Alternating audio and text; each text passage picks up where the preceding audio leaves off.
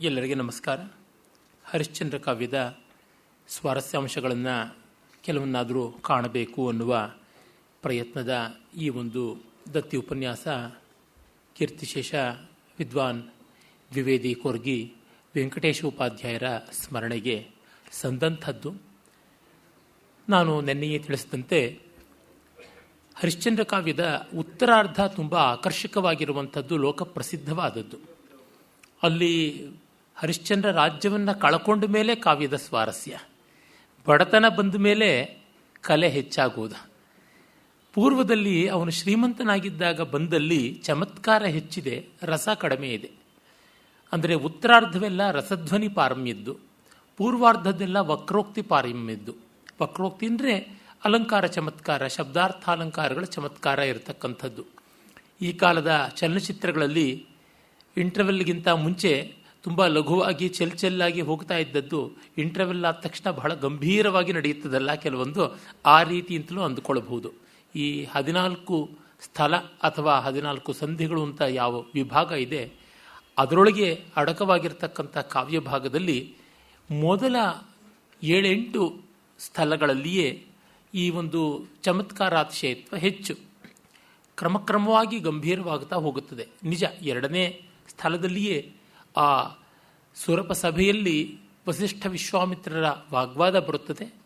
ಎಲ್ಲಿಲ್ಲದ ಒಂದು ಉಗ್ರತೆ, ಒಂದು ತೀವ್ರತೆ, ಕಾತರ, ಆಂದೋಲನ ಇವೆಲ್ಲ ಕಾವ್ಯದಲ್ಲಿ ಉಂಟಾಗುತ್ತವೆ. ಆದರೆ ಅದನ್ನು ಮರೆಸುವಂತೆ ಋತುವರ್ಣನೆ, ಪ್ರಕೃತಿ ವರ್ಣನೆ, ಮೃಗಯ ವರ್ಣನೆ ಇತ್ಯಾದಿಗಳೆಲ್ಲ ಬರುತ್ತವೆ.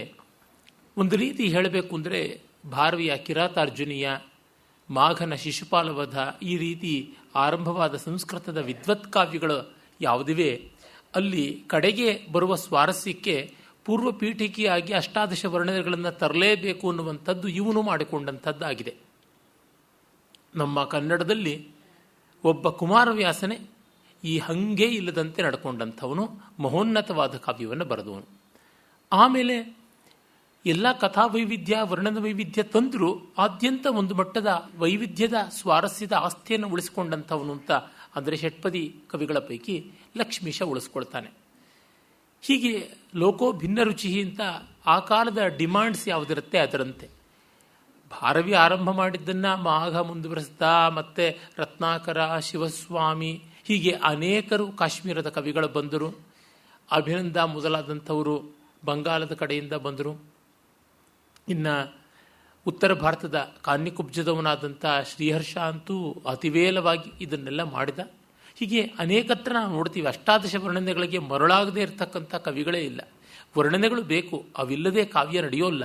ಆದರೆ ರಸಪೋಷಣೆಗೆ ಹೇಗೆ ಬೇಕು ಆ ರೀತಿ ಇಲ್ಲದೆ 18 ವರ್ಣನೆಗಳ ಪದ್ಯಗಳನ್ನು ಈ ಕಾವ್ಯದಿಂದ ಆ ಕಾವ್ಯಕ್ಕೆ, ಆ ಕಾವ್ಯದಿಂದ ಈ ಕಾವ್ಯಕ್ಕೆ, ಈ ಸಂದರ್ಭದಿಂದ ಆ ಸಂದರ್ಭಕ್ಕೆ ಎಲ್ಲಿಯೂ ಹೇಗೂ ರವಾನೆ ಮಾಡಬಹುದು ಅಂತಂದರೆ ಈ ಹೊತ್ತಿನ ಐಟಮ್ ಸಾಂಗ್ಗಳ ಥರ ಆಗಿಬಿಡುತ್ತವೆ. ಯಾವ ಸಿನಿಮಾಗೆ ಎಲ್ಲಿ ಹಾಕಿದ್ರೂ ಯಾವ ಸಿನಿಮಾ ಕಥಾತಂತುವಿಗೂ ಅದಿದ್ದಲ್ಲಿ ಅದಕ್ಕೆ ಯಾವ ಧಕ್ಕೆಯೂ ಬರೋಲ್ಲ ಅಂತ ಈ ಬಗೆಯಲ್ಲಿ ಕಾವ್ಯದಲ್ಲಿ ಆಗುವಂಥದ್ದು. ಆದರೆ ಕವಿ ಸಹಜವಾಗಿ ಪ್ರತಿಭಾಶಾಲಿಯಾಗಿದ್ದರಿಂದ ತೆಪ್ಪರಿಸಿಕೊಂಡು ಬರ್ತಾನೆ. ಆದರೆ ಆ ಉತ್ತರಾರ್ಧ ತುಂಬ ಪ್ರಸಿದ್ಧವಾಗಿ ಈ ಪೂರ್ವಾರ್ಧದ ಕೆಲವು ಕವಿಯ ದೌರ್ಬಲ್ಯದ್ದೋ ಪ್ರಾಬಲ್ಯದ್ದೋ ಚಮತ್ಕಾರಗಳು ನಷ್ಟವಾಗಬಾರದು ಅನ್ನೋ ದೃಷ್ಟಿಯಿಂದಲೇ ಈ ಒಂದು ಉಪನ್ಯಾಸದಲ್ಲಿ ಇವುಗಳನ್ನು ಕುರಿತು ಹೆಚ್ಚು ನೋಡ್ತಾ ಇರುವುದಾಗಿದೆ. ಆಮೇಲೆ ವಿಶ್ವಾಮಿತ್ರ ವಸಿಷ್ಠನ ಮೇಲಣ ಸೇಡಿನಿಂದ ಹರಿಶ್ಚಂದ್ರನ ಊರು ಕೇರಿಗಳಿಗೆಲ್ಲ, ನಾಡು ಜನಗಳಿಗೆಲ್ಲ ಕಷ್ಟ ಕೊಡ್ತೀನಿ ಅಂತ ಹೇಳಿಬಿಟ್ಟು ಭಯಂಕರವಾದ ಪ್ರಾಣಿಗಳನ್ನು ಎಲ್ಲ ಸೃಷ್ಟಿ ಮಾಡಿ ಅವುಗಳನ್ನು ಇವರ ಮೇಲೆ ಪ್ರಚೋದನೆ ಮಾಡಿ ಬಿಡ್ತಾನೆ.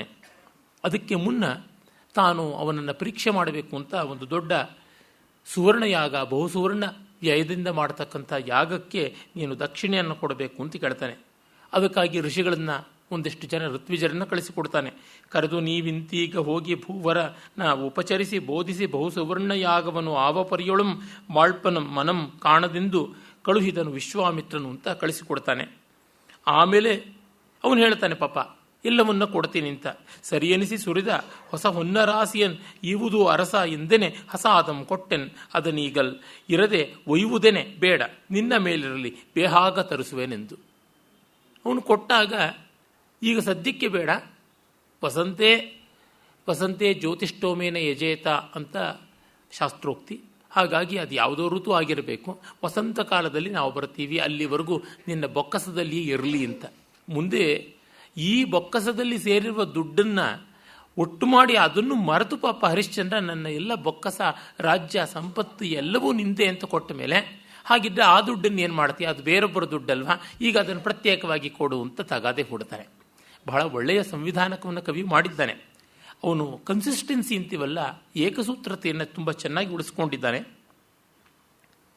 ಆಗ ಕವಿ ಹೇಳ್ತಾನೆ, ಕಪ್ಪುರವ ನುರುಹಿ ಕಿಚ್ಚಂ ಕಾಯುವನಂತೆ ಮಣಿದರ್ಪಣವನ್ನು ಒಡೆಗುಟ್ಟಿ ಹಲ್ಲೆಯಂ ಮಾಳ್ಪಂತೆ ಕುರ್ಪ ತಾಯಂ ಮಾರಿ ತೊತ್ತ ಕೊಂಬಂತೆ ಕೀಲಿಂಗೆ ದೇಗುಲವನ್ ಉಳಿವ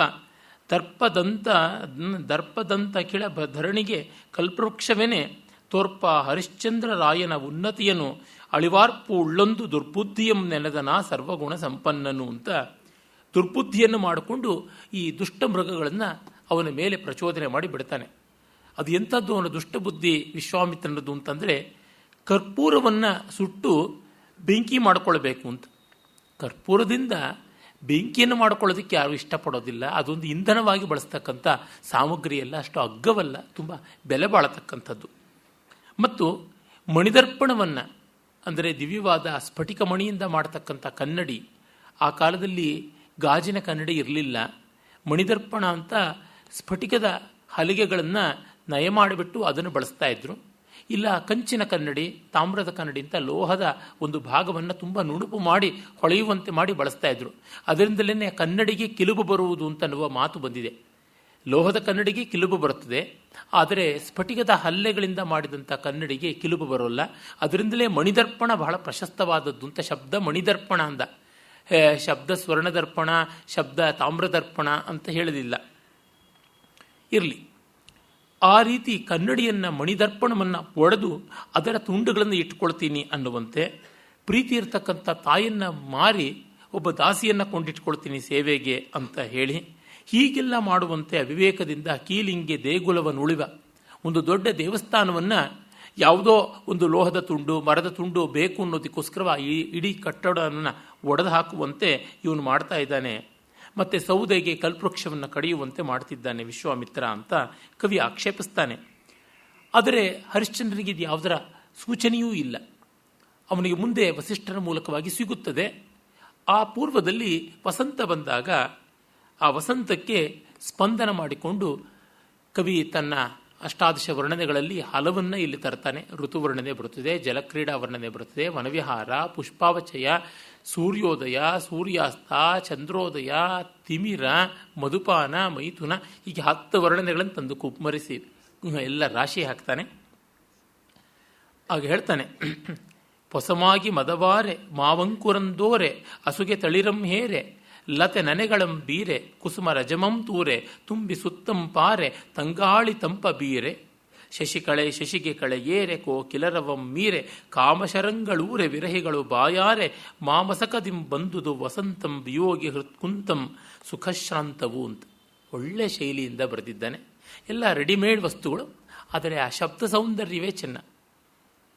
ಪೊಸಮಾಗಿ ಮದವಾರೆ, ಮಾಗಿ ಅಂದರೆ ಚಳಿಗಾಲ ಇಳಿದು ಹೋಗಿದೆ. ಮಾವಂಕುರಂದೋರೆ, ಮಾವಿಗೆ ಚಿಗುರು ಬಂದಿದೆ. ಅಸುಗೆ ತಳಿರಂ ಹೇರೆ, ಅಸುಗೆ ಅಶೋಕ ಆಪಾದ ಮಸ್ತಕವು ಕೆಂದಳಿರಿಂದ ಕೂಡಿದೆ.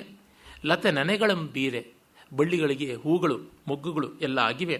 ಕುಸುಮ ರಜಮಂ ತೂರೆ, ಹೂಗಳ ಪರಾಗ ಧೂಳಿ ಎಲ್ಲ ಕಡೆ ತೂರಿಕೊಂಡು ಬರ್ತಾ ಇದೆ. ತುಂಬಿ ಸುತ್ತಂ ಪಾರೆ, ದುಂಬಿಗಳು ಎಲ್ಲ ಕಡೆ ಜಂಕಾರ ಮಾಡಿಕೊಂಡು ಹರಡಿಕೊಳ್ತಾ ಇವೆ. ತಂಗಾಳಿ ತಂಪಂ ಬೀರೆ, ತಂಪಾಗಿ ದೆಂಕಣ ಗಾಳಿ ದಕ್ಷಿಣಾನಿಲ ಮಲಯಾನಿಲ ಬೀಸ್ತಾ ಇದ್ದರೆ ಶಶಿಯ ಕಳೆಯೇರೆ, ಚಂದ್ರನಿಗೆ ಹೆಚ್ಚಿನ ಸೊಗಸುಂಟಾಗುತ್ತದೆ. ಮಬ್ಬು ಮಂಜು ಇವುಗಳೆಲ್ಲ ದೂರವಾಗಿ ಆ ವಸಂತದ ಬಿಸುಪಿನಲ್ಲಿ ಚಂದ್ರಕಾಂತಿ ಉಜ್ವಲಿಸುತ್ತದೆ. ಕೋಕಿಲ ರವ ಮೀರೆ, ಕೋಗಿಲೆ ಕಷಾಯ ಕಂಠದಿಂದ ಮನೋಹರವಾಗಿ ಪಂಚಮದ ಇಂಚರ ಮಾಡ್ತಾ ಇರುವಾಗ ಕಾಮಶರಂಗಳೂರೆ, ಮನ್ಮಥನ ಶರಗಳು ಎಲ್ಲರಿಗೂ ಎದೆ ನೆಟ್ಟುಕೊಂಡು ಹೋಗ್ತಾ ಇದ್ದಾಗ ವಿರಹಿಗಳು ಬಾಯಾರೆ, ವಿರಹಿಗಳಿಗೆ ವಿರಹದ ಬೇಗೆಯಲ್ಲಿ ಬವಳಿ ಬಾಯಾರುವಂತೆ ಆದಾಗ ತುಂಬ ದೊಡ್ಡ ಸಂಮೋಹನದಿಂದ ಮಾಮಸಕದಿಂ ಬಂತು ವಸಂತಂ ವಿಯೋಗಿ ಹೃತ್ಕುಂತಂ, ವಿಯೋಗಿಗಳ ಎದೆಯ ಶೂಲವಾದದ್ದು ಸುಖಾಶ್ರಾಂತವು. ಸುಖದಲ್ಲಿ ಅದು ವಿರಮಿಸುವುದೇ ಇಲ್ಲ, ಇನ್ನಷ್ಟು ಬೇಕು ಮತ್ತಷ್ಟು ಬೇಕು ಅಂತ ಹೇಳುವಂಥದ್ದು ಅಂತ ತುಂಬ ಸೊಗಸಾಗಿ ಆ ಪ್ರಾಸ ವಸಂತಂ ವಿಯೋಗಿ ಹೃತ್ಕುಂತಂ ಸುಖಾಶ್ರಾಂತಂ ಅಂತ ಹೇಳಿ ಮಾಡಿದ್ದಾನೆ. ಕುಮಾರವ್ಯಾಸ ಯೋಗಿಗೆತ್ತಿದ ಖಡ್ಗದಾರೆ ವಿಯೋಗಿಗೆತ್ತಿದ ಸಬಳ ಅಂತ ಏನಿದೆ ಆ ಪದ್ಯ ಎಷ್ಟು ಉಜ್ವಲವಾಗಿದೆ, ಅಂಥವಕ್ಕೆ ಸ್ಫೂರ್ತಿ ಸ್ಥಾನದಲ್ಲಿ ಈ ಒಂದು ಪದ್ಯ ಇದೆ ಅಂತ ಅನ್ನಬಹುದು. ಆಗ ಆ ವಸಂತದಲ್ಲಿ ಆ ವಸಂತ ವೈಭವ ವಿಜೃಂಭಿಸ್ತಕ್ಕಂತಹ ಉದ್ಯಾನಕ್ಕೆ ರಾಜ ಬರ್ತಾನೆ. ಬಳವೆತ್ತ ಮದನನರ ಮನೆ ವಸಂತನ ಬೀಡು ಎಳಲತೆಗಳಿಕ್ಕೆ ನಾನಾ ಭೂಜಂಗಳಾಗರಂ ತಳಿರ ತಾಣಂ ಕುಸುಮ ಕುಲದ ನೆಲೆ ಪಳನಿಳೆಯ ಕೋಕಿಲಂಗಳ ಚಾವಡಿ ಅಳಿಗಳಾಡುಂಬೊಲಂ ಗಿಳಿಗಳು ಓದುವ ಮಠಂ ಮಲಯಾನಿಲನ ಜನ್ಮಭೂಮಿ ಪುಳಿನಾಕೀರ್ಣ ಕೊಳನ ಹರವರಿ ನವಿಲ ನಂದನವೆನಿಪ್ಪ ಕೇಳೀವನ ಕೈ ತಂದನು. ಉಲ್ಲೇಖಾಲಂಕಾರದಿಂದ ತುಂಬಿಕೊಂಡಿರ್ತಕ್ಕಂಥದ್ದು ಬಗೆಬಗೆಯ ರೀತಿಯಲ್ಲಿ ಒಂದನ್ನೇ ವರ್ಣಿಸಿದರೆ ಉಲ್ಲೇಖ. ಮದನನ ಅರಮನೆ ಈ ವಸಂತ ವೈಭವದ ಉದ್ಯಾನ, ವಸಂತನ ಸ್ಕಂಧಾವಾರ, ಎಳೆಲತೆಗಳ ನೆಲೆ, ನಾನಾ ವೃಕ್ಷಗಳ ಆಗರ ಆಕರ ಖನಿ, ತಳಿರ ತಾಣ, ಕುಸುಮ ಕುಲದ ನೆಲೆ ತವರು, ಫಲನಿಲಯ ಫಲಗಳಿಗೆ ಮನೆ, ಕೋಗಿಲೆಗಳಿಗೆ ಚಾವಡಿ ಆಸ್ಥಾನ, ಅಳಿಗಳ ಆಡುಂಬೊಲಂ ದುಂಬಿಗಳ ಆಟದ ಮೈದಾನ, ಗಿಳಿಗಳ ಓದುವ ಮಠಂ ಗಿಳಿಗಳಿಗೆ ಪಾಠಶಾಲೆ, ಮಲಯಾನಿಲನ ಜನ್ಮಭೂಮಿ ತಂಗಾಳಿಗೆ ಇದು ತವರು, ಪುಳಿನಾಕೀರ್ಣ ಕೊಳನ ಹರಿವರಿ ತುಂಬ ಸುಂದರವಾದಂತಹ ಸರೋವರಕ್ಕೆ ಇದು ಆಡುಂಬೊಲ, ಹೀಗಿರ್ತಕ್ಕಂಥ ನವಿಲಿಗೆ ಅದು ನಂದನ, ದೇವಲೋಕದ ನಂದನದಂತೆ ಇರ್ತಕ್ಕಂಥ ಕೇಳಿ ವನಕ್ಕೆ ಅವನು ಬಂದ ಅಂತ ಕವಿ ವರ್ಣನೆ ಮಾಡ್ತಾನೆ. ಈ ಮೂಲಕವಾಗಿ ವಸಂತ ಸಾಮಗ್ರಿಯೆಲ್ಲ ಬರುತ್ತದೆ. ಇದನ್ನು ಪೂರ್ವ ಕವಿಗಳು ತುಂಬ ಚೆನ್ನಾಗಿ ವರ್ಣಿಸಿದ್ದಾರೆ. ನೀವು ಸೂಕ್ತಿ ಸುಧಾರಣವನ್ನೋ ಅಥವಾ ಮಲ್ಲಕವಿಯ ಕಾವ್ಯಸಾರವನ್ನೋ ಅಥವಾ ಈ ನಮ್ಮ ಇವನು ನಾಗವರ್ಮ ಬರೆದಿರ್ತಕ್ಕಂಥ ಅಲಂಕಾರ ಶಾಸ್ತ್ರಗ್ರಂಥ ಯಾವುದುಂಟು ಅವೆಲ್ಲವನ್ನ ನೋಡಿದರೆ ನಮಗೆ ಅಲ್ಲಲ್ಲಿ ಇಂಥ ಪದ್ಯಗಳು ತುಂಬ ಕಾಣಿಸುತ್ತವೆ. ಪೂರ್ವದ ಚಂಪು ಕವಿಗಳು ಇದನ್ನೆಲ್ಲ ಸಾಧನೆಯನ್ನು ಮಾಡಿ ಮುಗಿಸಿದ್ದಾರೆ. ಅವರೆಲ್ಲರ ಗರಡಿ ಮನೆಯಲ್ಲಿ ಪಳಗಿ ಬಂದಿರತಕ್ಕಂಥದ್ದು. ಅದು ಬಳ್ಳಿಗಳಿಗೆ ನಾಟ್ಯಶಾಲೆ ಆಗಿರ್ತಕ್ಕಂಥದ್ದು, ತುಂಬಿಗಳಿಗೆ ಸಂಗೀತ ಶಾಲೆ ಆಗಿರ್ತಕ್ಕಂಥದ್ದು, ಕೋಗಿಲೆಗಳಿಗೆ ವಿದ್ಯಾಶಾಲೆ ಆಗಿರ್ತಕ್ಕಂಥದ್ದು ಅಂತ ಬಗೆ ಬಗೆಯ ಶಾಲೆಯಾಗಿಯೇ ಮಾವಿನ ಮರ ತೋರಿಕೊಳ್ಳುತ್ತದೆ ಅಂತ ಒಂದು ಮಾವಿನ ಮರದಲ್ಲೇ ಎಲ್ಲ ಹೇಳ್ತಾರೆ. ಮುಂದೆ ಬಂದಂಥ ಚಂಪೂ ಕಾವ್ಯದ ಕೊನೆಗೆ ಯುಗದಲ್ಲಿ ಬಂದಂಥ ಷಡಕ್ಷರಿಯ ರಾಜಶೇಖರ ವಿಳಾಸದಲ್ಲಿ ಒಂದು 12 ಪದ್ಯಗಳಿರುತ್ತೆ ಒಂದು ಮಾವಿನ ಮರದ ವರ್ಣನೆ ಅಂತಂದರೆ. ಅಷ್ಟು ಆಪಾದ ಮಸ್ತಕದ ವರ್ಣನೆ ಮಾಡ್ತಾನೆ. ಅಲ್ಲಿ ಕಲ್ಪನಾ ವೈವಿಧ್ಯವನ್ನು ತೋರಿಸುವ ಪ್ರಯತ್ನ ಮಾಡ್ತಾರೆ. ಇಲ್ಲಿ ಅದನ್ನು ಯಥೋಚಿತವಾಗಿ ಮಾಡಬೇಕಲ್ಲ, ಅದನ್ನು ಮಾಡ್ತಾನೆ.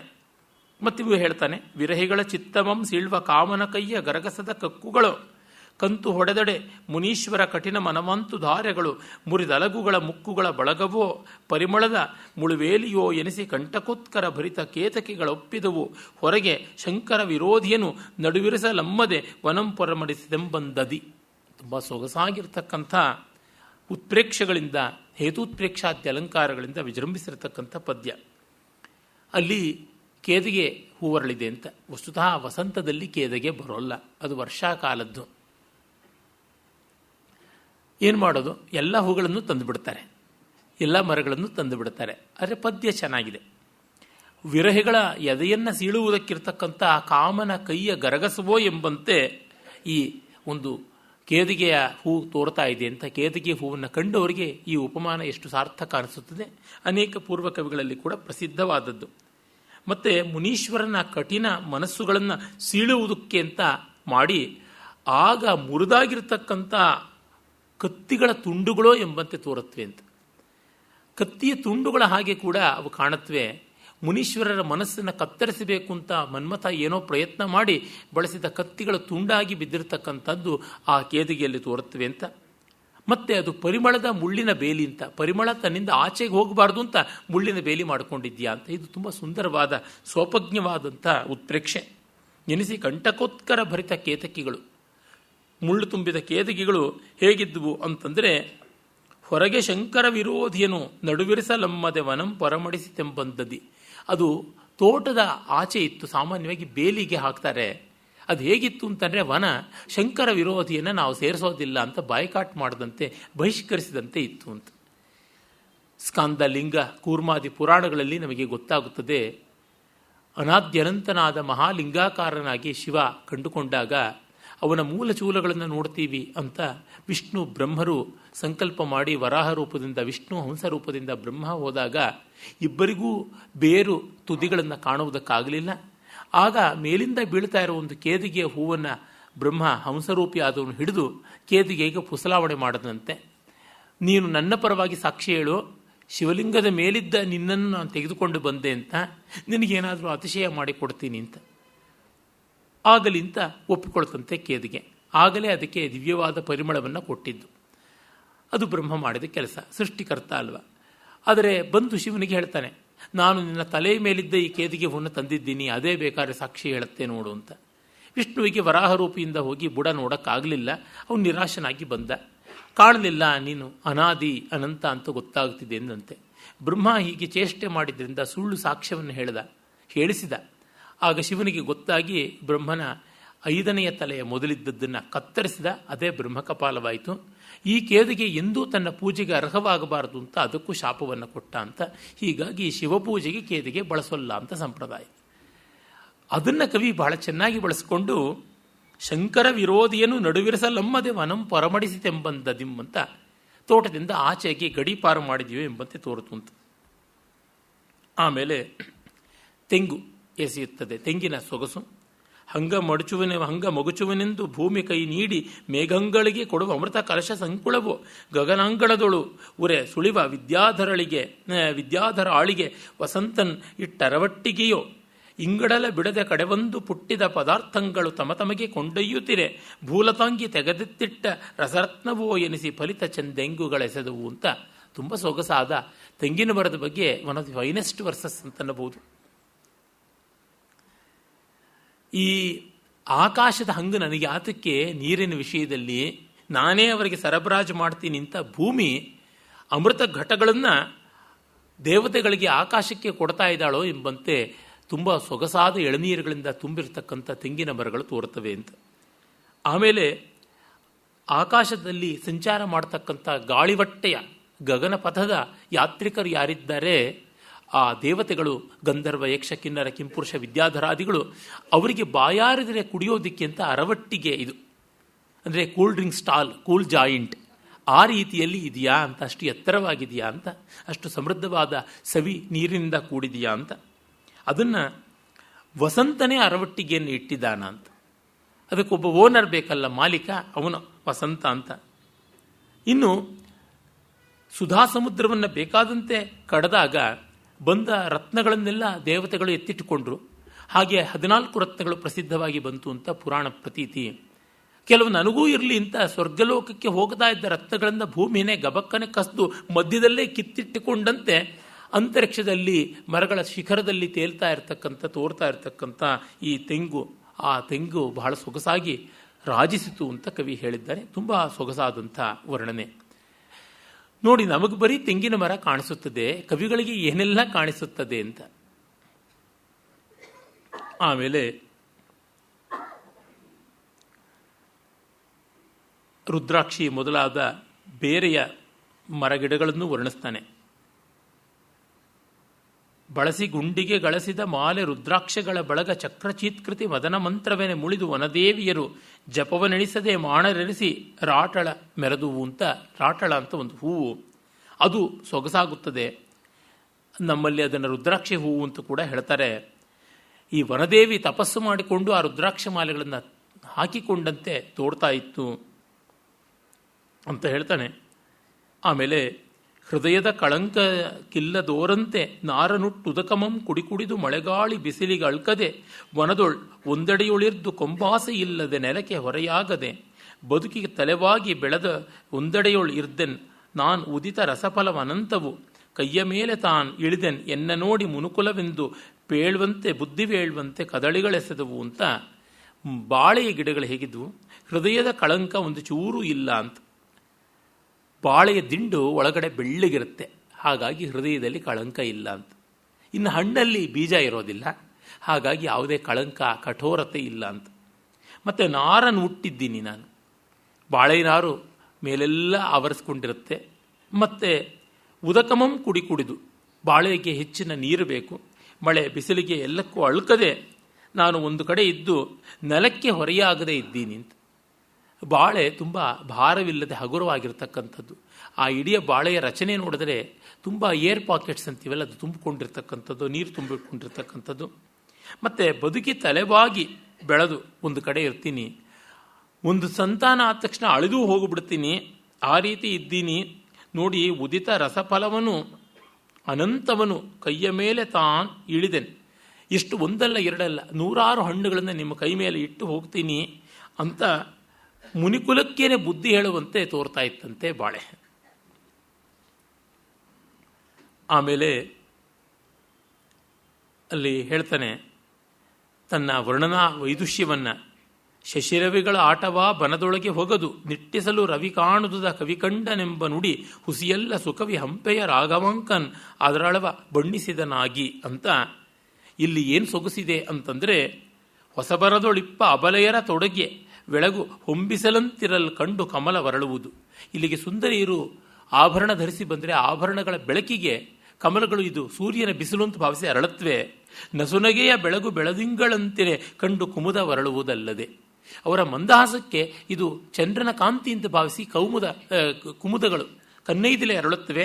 ಹೀಗೆ ರವಿಶಶಿಗಳ ಆಟವ ವನದೊಳಗೆ ಹೋಗೋದು. ದಟ್ಟವಾದ ವನವಾದ ಕಾರಣ ಸೂರ್ಯಚಂದ್ರನ ಕಿರಣಕ್ಕೆ ಅವಕಾಶವಿಲ್ಲ. ಆದರೂ ಕಮಲಗಳು ಮತ್ತು ನೈದಿಲೆಗಳು ಒಟ್ಟೊಟ್ಟಿಗೆ ಅರಳುತ್ತಾ ಇವೆ. ಇದನ್ನು ರವಿ ಕಾಣದ್ದನ್ನು ಕವಿ ಕಾಣ್ತಾನೆ ಎನ್ನುವಂತೆ ನಾನು ವರ್ಣಿಸ್ತಾ ಇದ್ದೀನಿ. ಸುಕವಿ ಹಂಪೆಯ ರಾಘವಾಂಕನು ನಾನು ವರ್ಣಿಸ್ತಾ ಇದ್ದೀನಿ ಅಂತ ಹೇಳ್ಕೊತಾನೆ. ಕಾವ್ಯದ ಮಧ್ಯದಲ್ಲಿ ತಡಕ್ಕಂತ ಬಂದು ಹೇಳ್ತಕ್ಕಂಥದ್ದು ಬಹಳ ವಿರಳ. ಕುವೆಂಪು ಅವರಿಂದ ಹೆಚ್ಚಾಗಿ ಶುರುವಾಯಿತು. ಇದು ಕುವೆಂಪು ಸಿಂಡ್ರೋಮ್ ಅಂತಲೇ ಮಾರ್ಜಿನಲ್ ನೋಟ್ಸ್ ಮಾಡ್ಕೊಂಡಿದ್ದೀನಿ. ಅಂದರೆ ಆ ಒಂದು ನಾನು ಕವಿ ಮಾಡ್ತಕ್ಕಂಥವನು ಅನ್ನೋದು ಮಧ್ಯೆ ಮಧ್ಯೆ ಪ್ರವೇಶ ಮಾಡಿದ್ರೆ ಹಿತವಿರೋದಿಲ್ಲವಲ್ಲ. ಆ ರೀತಿ ಅಹಿತಕರವಾದದ್ದು ಯಾವಾಗ ಬರುತ್ತೆ? ಚಿಕ್ಕ ವಯಸ್ಸಿನಲ್ಲಿ ತುಂಬ ಯೌವನ ವಿಜೃಂಭಣೆಯಲ್ಲಿ ಮತ್ತೆ ಅದನ್ನು ಹೇರಿಕೊಂಡು ತೋರಿಸ್ಕೊಳ್ಬೇಕು ಅಂತಿದ್ದಾಗ ಬರ್ತದೆ. ಒಂದು ಪಾಕ ಬಂದರೆ, ವಿದ್ಯಾ ಪರಿಪಾಕ ಬಂದರೆ ಬರುವಂಥದ್ದಲ್ಲ. ಅದಕ್ಕೆ ಇದು ಅವನ ಆರಂಭದ ಕೃತಿಗಳಲ್ಲಿ ಒಂದು ಅಂತ ವಿದ್ವಾಂಸರು ಹೇಳ್ತಾರೆ. ಚೆನ್ನಾಗಿದೆ ಕೃತಿ. ಆದರೆ ಆಮೇಲೆ ಬೇರೆ ಬೇರೆ ಪಕ್ಷಿಗಳು, ಮರಗಿಡಗಳು ಎಲ್ಲ ಇರತಕ್ಕಂಥ ಒಂದು ಉದ್ಯಾನವನ್ನು ಬಹಳ ವಿನೂತನವಾದ ರೀತಿಯಲ್ಲಿ ವರ್ಣಿಸ್ತಾನೆ. ಅಂದರೆ ಎಲ್ಲ ಸ್ಟೇಪಲ್ ಫುಡ್, ರೆಡಿಮೇಡ್, ಅದನ್ನು ಹೇಳುವ ರೀತಿ ಮಾತ್ರ ಬೇರೆ. ಕಿಳಿಗಳ ಅರಗಿಳಿ ನವಿಲು ಸೋಗೆ ನವಿಲ್ ಆ ಕೊಳಂ ತಿಳಿಗೊಳಂ ತುಂಬಿ ಮರಿ ದುಂಬಿ ಮಾ ವಿಮ್ಮಾವು ಪುಳಿನ ಶೀತಲ ಪುಳಿನ ತೆಂಗು ಚೆಂದೆಂಗು ಕೇದಗೆಯೆಲ್ಲ ಹೊಂಗೇದಗೆ ಸುಳಿವೆಲರು ತಂಬೆಲರು ಕೋಕಿಲಂ ಮತ್ತ ಕೋಕಿಲ ಫಲಸು ಬಕ್ಕೆವಲ ಸೀಳೆ ಕಿತ್ತೀಳೆಯು ಉತ್ಪಲವೆಲ್ಲ ನೀಲೋತ್ಪಲಂ ಹಂಸೆ ರಾಜಹಂಸೆಗಳೆಸೆದುವ ವನದೊಳು ಅಂತ. ಆ ವನದಲ್ಲಿ ಇರೋ ಗಿಳಿಗಳೆಲ್ಲ ಅರಗಿಳಿ, ಅಂದರೆ ರಾಜಕೀರ, ರಾಜರಿಗೆ ಯೋಗ್ಯವಾದಂಥವು. ನವಿಲುಗಳೆಲ್ಲ ಸೋಗೆ ನವಿಲು, ಗರಿ ಇಲ್ಲದೆ ಇರತಕ್ಕಂಥ ಬೋಳ ನವಿಲುಗಳಿಲ್ಲ. ಯಾರು ಇದನ್ನು ಮೇಲ್ಶಿವನಿಸಮ್ ಅಂತ ಅಂದ್ಕೋಬಾರ್ದು. ಹೆಣ್ಣು ನವಿಲಿಗೆ ಗರಿ ಪಾಪ ಇರೋಲ್ಲ, ಗಂಡು ನವಿಲಿಗಿರುತ್ತೆ. ಆ ವನದಲ್ಲಿ ಹೆಣ್ಣುಗಳು ಬಹಿಷ್ಕೃತವಾಗಿದೆ ಅಂತ ಯಾರು ಆಕ್ಷೇಪ ಮಾಡಬಾರ್ದು. ಸೋಗೆ ನವಿಲು. ಕೊಳವೆಲ್ಲ ತಿಳಿಗೊಳ, ಅಂದರೆ ಯಾವುದೇ ಕೊಚ್ಚೆ ಕೆಸರು ಇಲ್ಲ. ತುಂಬಿ ಮರಿದುಂಬಿ, ಮುದಿದುಂಬಿಗಳು ಇಲ್ಲ. ಅದು ಒಂದು ರೀತಿ ಯೂತ್ ಫೋರಮ್. ಮಾವು ಇಮ್ಮಾವು, ಹುಳಿ ಮಾವು ಇಲ್ಲ, ಇಮ್ಮಾವು ಇನಿದಾದ ಮಾವು ಅಲ್ಲಿ ಉಂಟು. ಪುಳಿನ ಶೀತಲ ಪುಳಿನ, ಎಲ್ಲ ದಡವು ಕೂಡ ತಂಪಾದ ಮಳಲ ದಿಣ್ಣೆಗಳಿಂದ ಕೂಡಿದೆ. ತೆಂಗು ಚೆಂದೆಂಗು, ಕೆಂಪಾಗಿರ್ತಕ್ಕಂಥ ತೆಂಗಿನ ಒಂದು ಕಾಯಿ ಬಹಳ ಸವಿಯಾದ ನೀರನ್ನು ಒಳಗೊಂಡದ್ದು ಅಂತ ಪ್ರತೀತಿ. ಹಾಗಾಗಿ ತೆಂಗು ಚೆಂದೆಂಗು, ಚೆನ್ ಅಂದರೆ ಕೆಂಪಾಗಿರ್ತಕ್ಕಂಥದ್ದು. ಕೇದಗೆ ಹೊಂಗೇದಗೆ, ಬೆಳೆಸ್ಕೊಂಡಿಲ್ಲ, ಬಂಗಾರದ ಬಣ್ಣದ ದಳಗಳದು ಕೇದಿಗೆ. ಅಲ್ಲಿ ಸುಳಿತಕ್ಕಂಥ ಗಾಳಿ ಸುಳಿವೆಲ್ಲರೂ ತಂಬೆಲ್ಲರು, ಬಿಸಿ ಗಾಳಿ ಎಲ್ಲ ತಂಗಾಳಿ. ಕೋಕಿಲಂ ಮತ್ತ ಕೋಕಿಲ, ಕೋಗಿಲೆ ಏನು ಪಾಪ ಮುದಿಗೂ ಕೋಗಿಲೆ ಅಲ್ಲ, ಅದು ಒಳ್ಳೆ ಮತ್ತ ಕೋಕಿಲ, ಮನೋಹರವಾಗಿ ಶಬ್ದಿಸ್ತಾ ಇರ್ತಕ್ಕಂಥದ್ದು. ಇನ್ನು ಹುಲಸಾದ ಹಲಸು ಎಂಥದ್ದಾಗಿದೆ ಅಂತಂದರೆ ಅದು ಬಕ್ಕೆ ವಲಸು ಅಂತ ಹೇಳ್ಬಿಟ್ಟು ತುಂಬ ಚೆನ್ನಾಗಿ ರಸವೂರ್ತಕ್ಕಂಥ ತೊಳೆಗಳಿರ್ತಕ್ಕಂಥದ್ದು.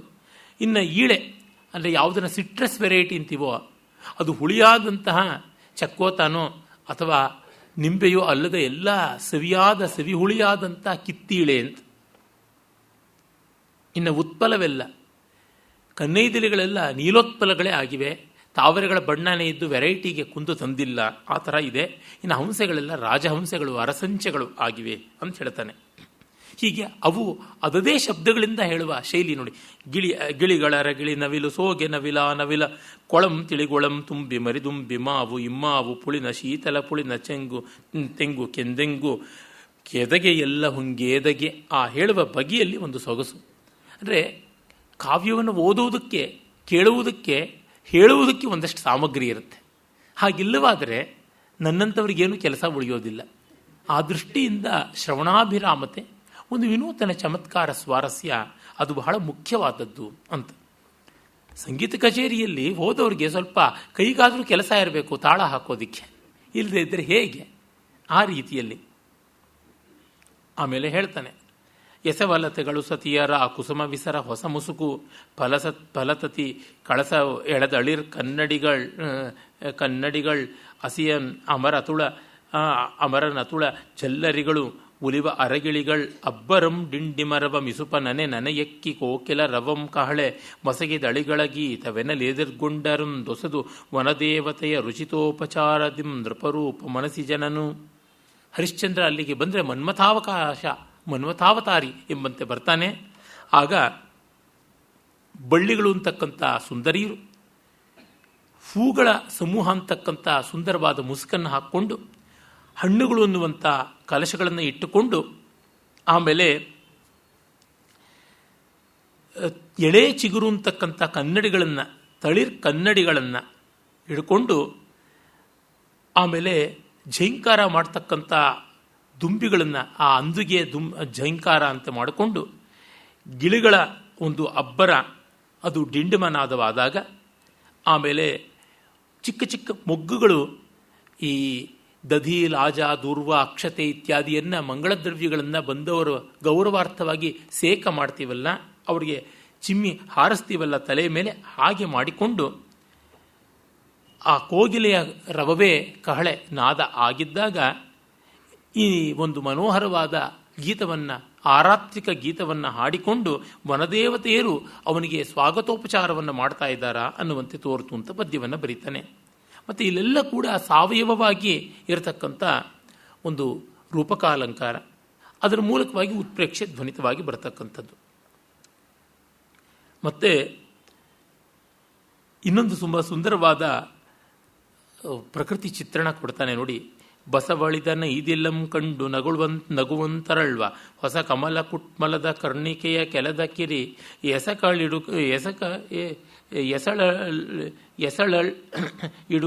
ಎಸಳೊಳಿರಂ ಕೆಲದ ಕಿರಿ ಎಸಳಲ್ ಇಡುಕುರಂಬಗಿದು ಕೇಸರದ ಕುತ್ತರೊಳು ನುಸುಳಿ ಪರ ಆಗವ ಮಿಸುಪ ರಜದೊಳು ಹೊರಳಿ ಬಳೆದ ಬಂಡೆಂಬ ಕೊಳ್ಗೆಸರೊಳಗೆ ಸಿಲ್ಕಿ ಜಿನುಗುವ ಮರಿಗೆ ಸೌರಭ್ಯರಸದ ಕುಟುಕಿತ್ತು ಸಾಗಿಸುವ ಬಾಣಂತಿ ದುಂಬಿ ಮೆರವುದಂತ ಕೊಳದೊಳು.